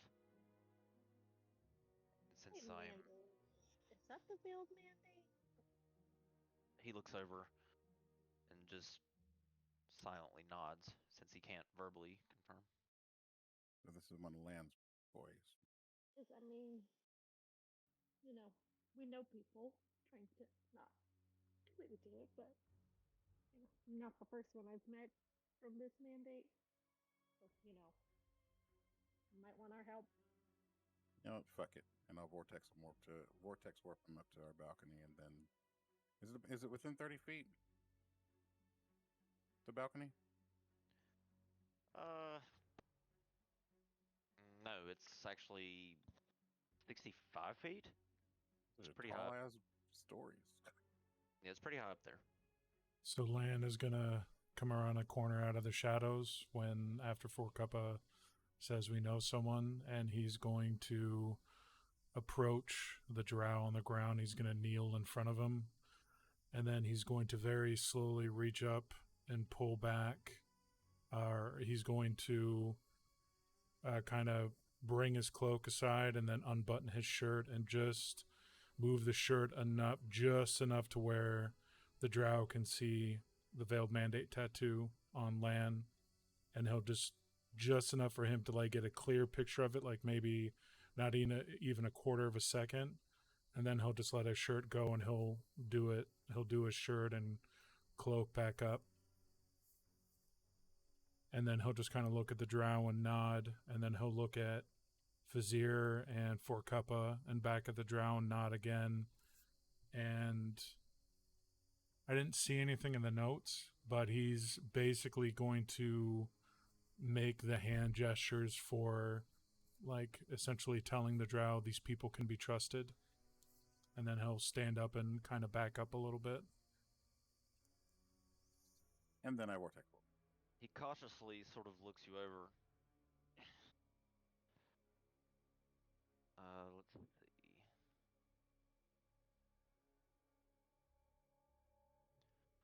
He does not want to be warped, so he will make a con save.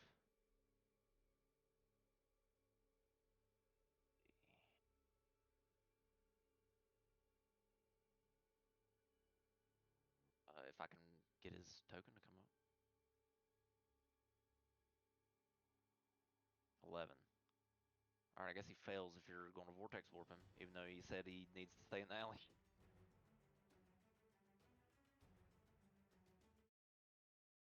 He can observe the alley from above. Alright, you vortex warp him. And I do the same thing to Four Cuppa and Lan. Okay. Then I'll walk upstairs. Okay, so you teleport the remainder of the party members up into, I guess, your room. Yeah. And or just the balcony, so he can still see over the alley. He's sort of looking around. Too high profile for a shade. I guess it'll do.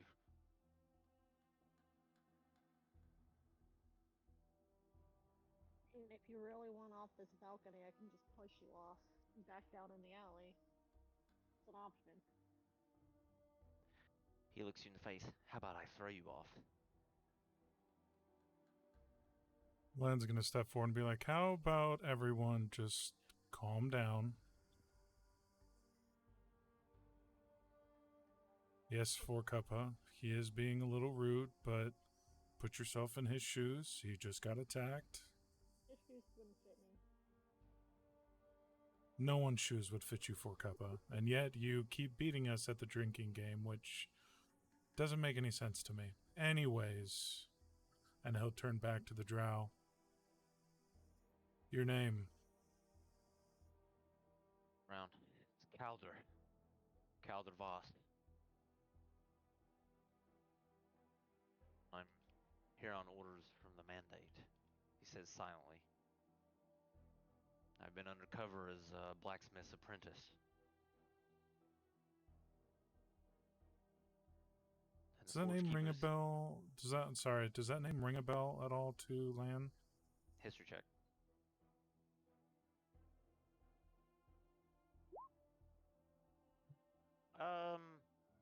The Voss family name is rather infamous among members of the Mandate. Usually extremely skilled smugglers and assassins. Gotcha. Okay. Continue, sorry. He says, Forge Master's guild came under attack, and there was little I could do to stop them. There were so many. They moved like shadows, like you and I. Professional.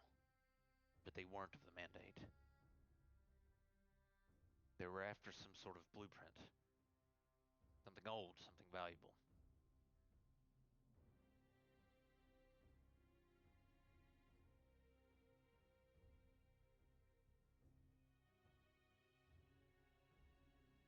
think there's a still there tearing up the place, and I just barely made it out in time. Some of the other guild members were not so lucky. They were killed, and they were just innocent. They couldn't answer what they were looking for. They just killed them. So whoever it is clearly not playing around.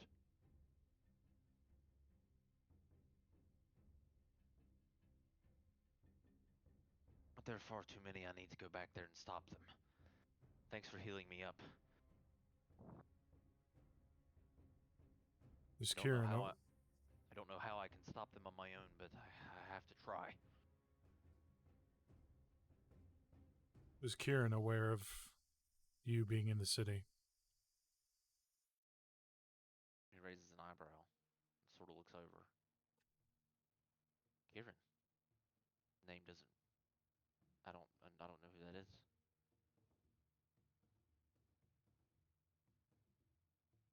He's another one of you edgelords. Look, just rest up. You Can trance, I assume. can I do an insight check to see if he genuinely doesn't know who Kieran is, or if he's just trying to say he doesn't for the sake of other non-veiled mandate members being in the room? Sure.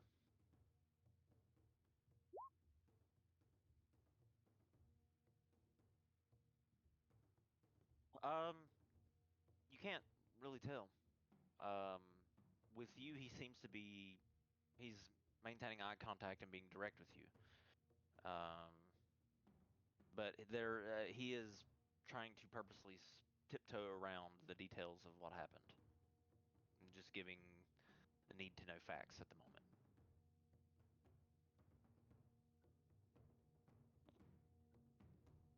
His eyewitness accounts cover it rather well.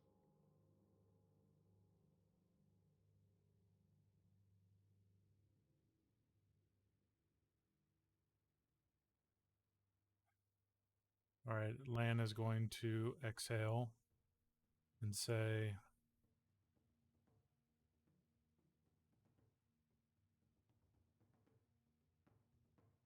he's going to say, all right, we'll deal with that later. Actually, no, we'll deal with it right now. And he'll turn around to Fazir and who else is in the room? Four Cup, are you here too? Okay. Lan will say, can you give us the room for just a second, please? Nigga, I bought the fucking room. Yeah, well, you also teleported him up here when he said he didn't want to be. So if you could And just... he's out of safety, or he's in safety now. Fuck this guy. And then I'll walk out. And then Soot randomly drops dead in the next room. Okay, that's worrisome. What if I just stand here and plug my ears? I won't hear it, but if he starts doing some shady things, I can shoot him with something. That would hurt. I appreciate you wanting to protect me, for Cuppa, but just a minute. That's all I need. Fine, and she'll follow Fizzy out. She's like, not nice. Haven't been able to hit somebody in a while. Rude. So Lan will close the door, and he'll walk right up to Calder, so their noses are almost touching. Close And he'll stop, and he's keeping his arms like down by his sides. He's not trying to make any what can be interpreted as hostile, but he's looking him dead in the face, and he'll say, I'll repeat my question now that we're alone. Does Kieran know you're here? I don't know who Kieran is. I've been here undercover maybe longer than this Kieran individual. Who who are you speaking of? He looks genuinely confused.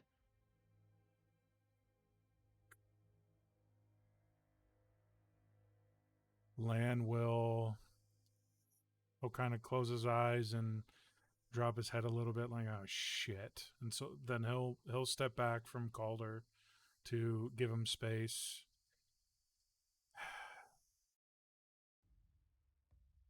Kieran is who up until this moment I thought was it Shade? Is that the rank? Shade?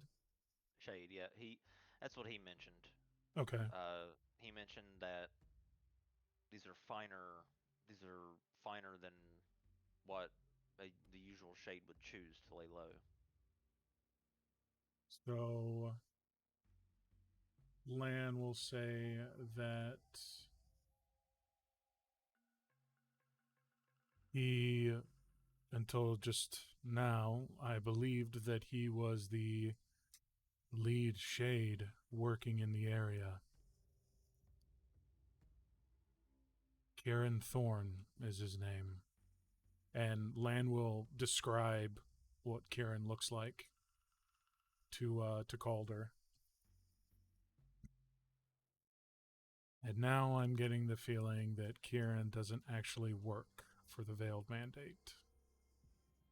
Or the other option is you are just generally not aware that he was working here.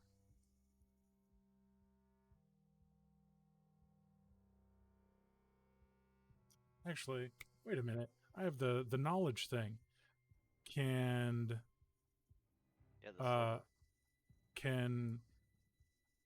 like Lan's gonna stop mid-sentence and look at Calder, and then he's gonna close his eyes and reach into the slither to see, to try and verify if either Calder Voss is full of shit or if Kieran Thorne is full of shit, if he can. Okay. So you reach up to your temple Professor X style and activate your slithering. Your eyes shift in hue. Make an insight check with advantage. As you dig through the Mandate's library of knowledge.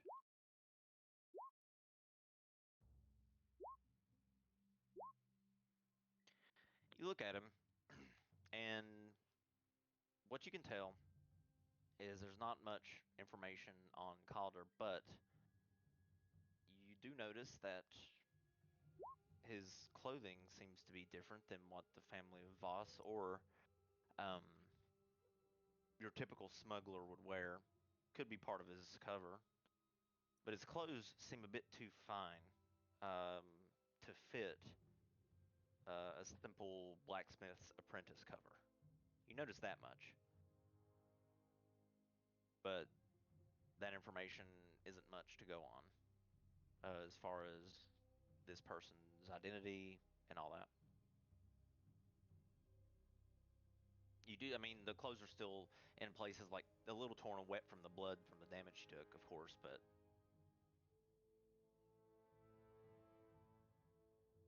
Okay. he seems to be a blacksmith. If he's playing the part of a blacksmith's apprentice in Breinhold, and then he's the one that's wearing half plate, like drow half plate. So Lan is going to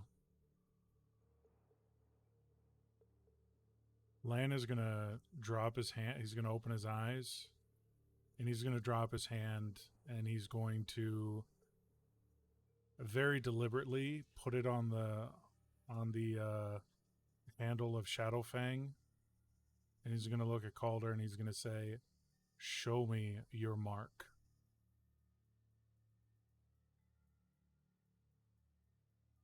If you insist. The mark slowly pushes out against his skin on his forehead. Satisfied?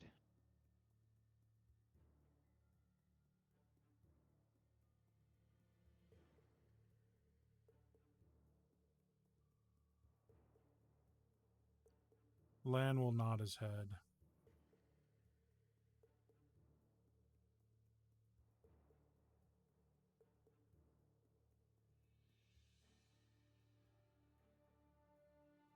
I'm I'm assuming the mark that Lan sees is the mark of the Veiled Mandate. It is, but it's looks a little different. But that's not uncommon. Different specialities have a different mark. Like shade, like once you make the rank of shade, you branch off into specialty like assassin, smuggler, etc. Right. He claimed to be, I guess, a smuggler. I don't know if he told you. I forgot if he told you that or not. But the Voss family usually are smugglers, and the image that appeared was that one. Now, whether or not you're familiar with what that looks like is still up in the air, but that's what appeared on his forehead, and then it sinks back into his skin and disappears for obviously for cover's sake. His eyes like glowing red.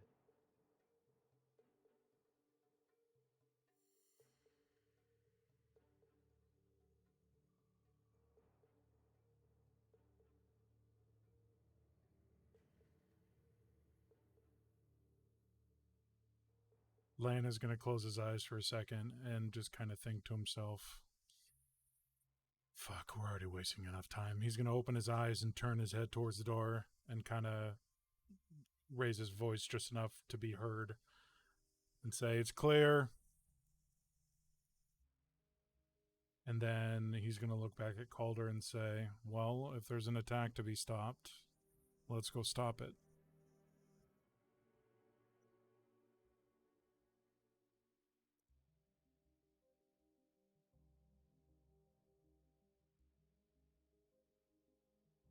He nods.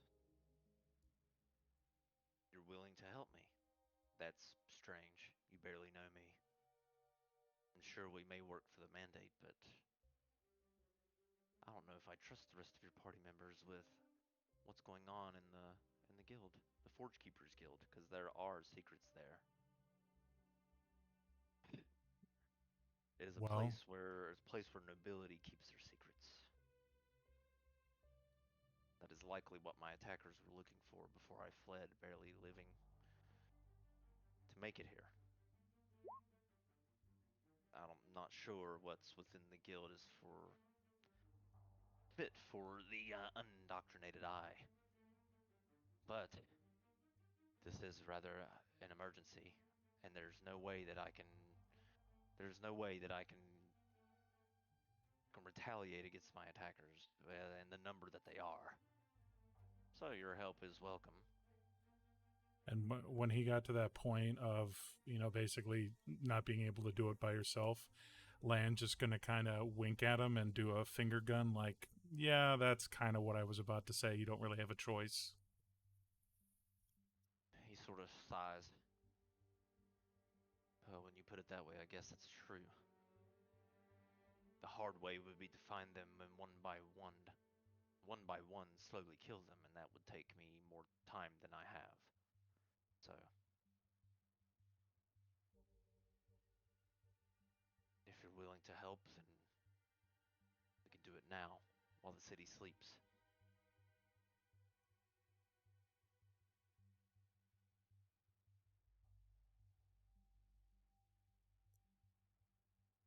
Well, I'm willing to help. I can't guarantee the rest of my group is, because we're all, well, we work as a team. We're all individuals. So I can ask, but I will say you have my sword. And then Lan will turn around as Vizier, and I'm assuming for Kappa, come back into the room. And basically just ask, are you guys willing to come along and help out my friend here? In 4 hours, because I just ripped through half of my spells.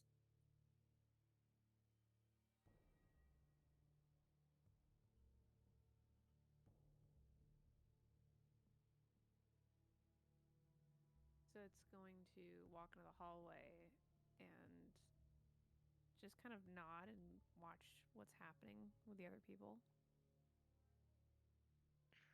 Calder rubs his temples. I'm trying to recall what they look In number, there were at least 6 when I left.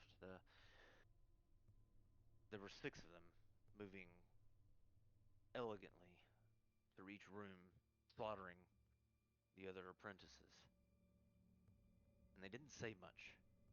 They just kept demanding the blueprint of the Protector. And I don't know why they thought I had it, because there's only one, to my understanding.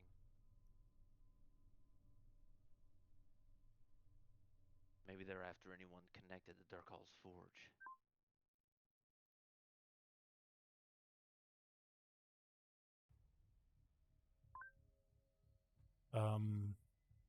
Lan will look at Soot. Jesus Christ. Soot. And yeah, feels like it. He is getting pretty old. You know what? Never mind. Ezekiel can stay asleep.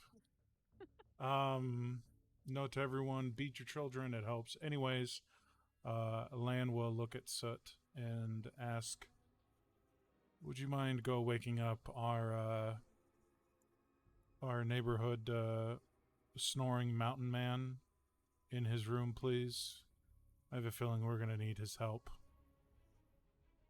I'm gonna do a bit of a deep sigh and go, yeah, I can do that. No problem. I'll be back. And then I go to wake him up. And wake up the rest of the party while Fazir continues to trance and rest up.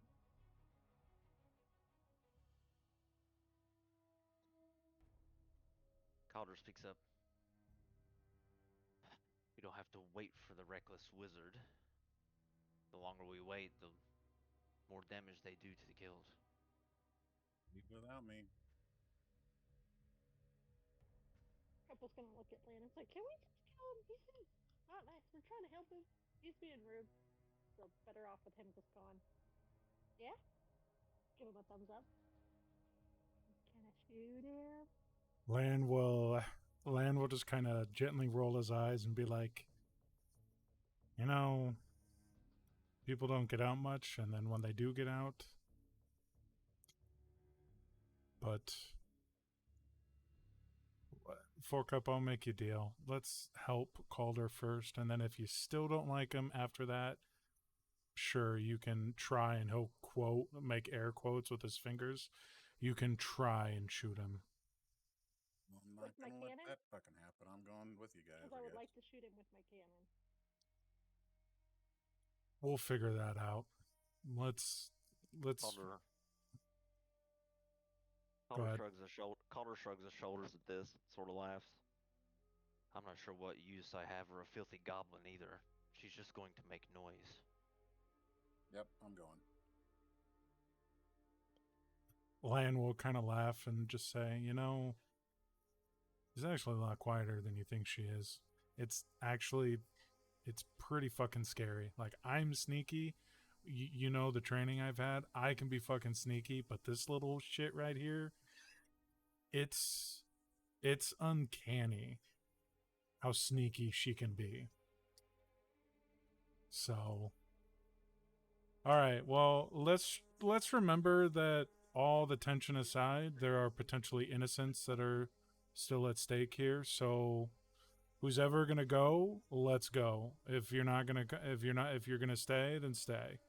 No judgment, no nothing. If you don't want to go, you don't have to go. But let's go while there are still hopefully people to save.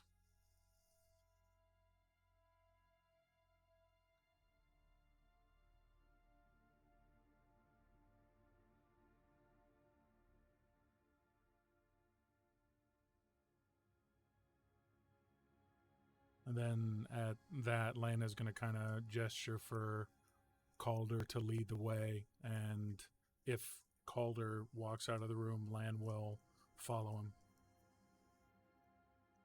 All right, he actually hops out of the window and makes his way up to the roof. So who is all going right now? So we got Fazir, Lan, Forkuppa.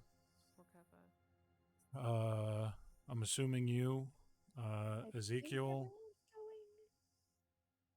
Okay, I think that's a better question. Who's not going? Has Ezekiel been woken up yet? Yes, so it woke you up. Okay. Yeah, he'll go. Does anyone think it's wise for someone like me to stay behind? For what purpose? I don't know. I wonder if we're putting all of our eggs in one basket with this guy. Well, I mean, Taven is still here. He's pretty adept at handling himself. If we want to leave someone behind, I'm sure that his skills would be useful in defending this tavern, I guess. Why does the tavern need defending?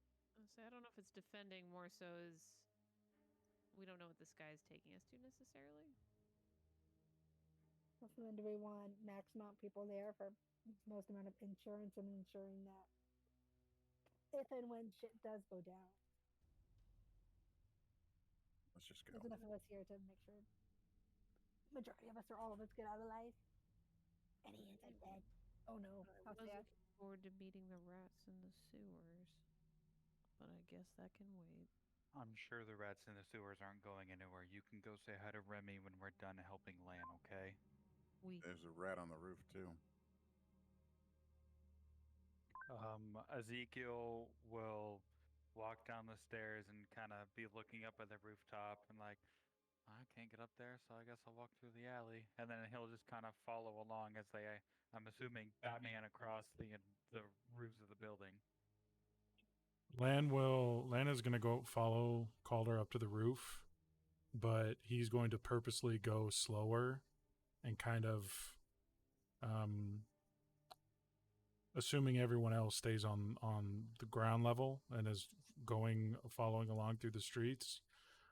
Lan will go purposely kind of slow himself down so the party can see which rooftop he's going to as he follows Calder to kind of essentially follow his trail so they know where the hell they're going.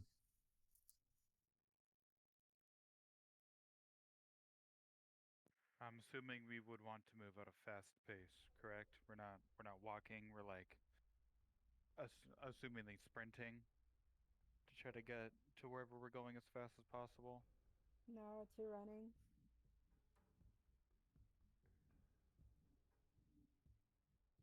Okay, so you guys are moving along with Calder.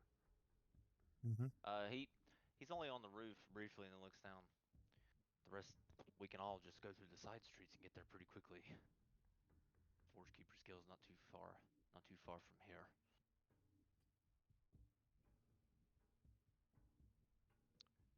And if you follow him, then I guess he'll lead you there, if that's the plan. I think that's the plan, yeah. Okay. Off we go. Did we want to have Taven stay behind, or If he mysteriously dies in combat. Yeah, we'll leave him behind for this one. okay? All right, Make sure nothing crazy happens. Bye. All right, he leads you over to the sort of this area where some trees have been grown out, and he sort of wraps his cloak around himself, and he pulls up his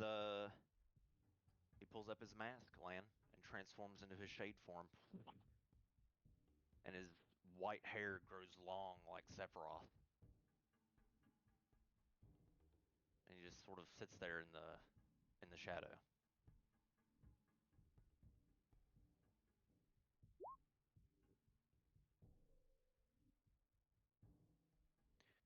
We're nearing the end of the session. What's the call?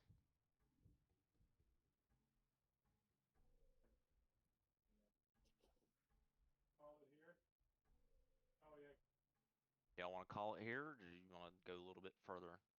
Go a little bit further, we risk getting into maybe combat, obviously, because there's looters and polluters in here. Maybe pause here then. Yeah, this is a good stopping point, I think.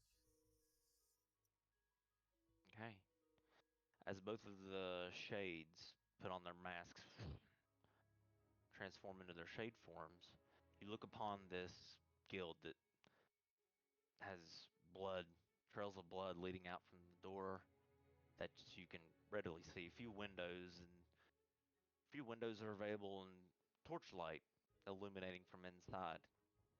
You can hear noise from out here that sounds like quite a number of individuals rummaging through, and the occasional shout right before us, squelching halt, as we will end the session here. Tune in next week. Dragon Ball Z. Z. That's right.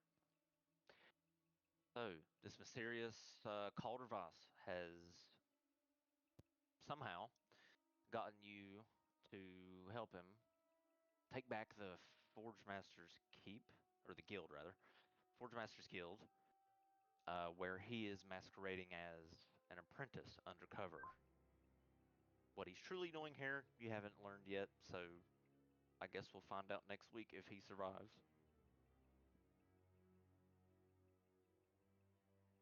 Cool. All right. That was fun. Great session, sir. Good to be Yeah, back. good. Really good RP session. I liked it. Yeah, hell yeah. All right, we're back. So we got the sewer thing after this, hopefully, if everybody lives. Which I'm sure you will. You guys are pretty experienced. And yeah, we'll get to the little rats and the the rats, right? The rats in the sewers. The day after you guys hopefully resolve this problem. Okay? Awesome. Cool. Yeah. All right. Well, I'll talk to you guys next week. Y'all have a good night. You too. Bye, Good everybody. week. Enjoy Thank your you. food. Later, later.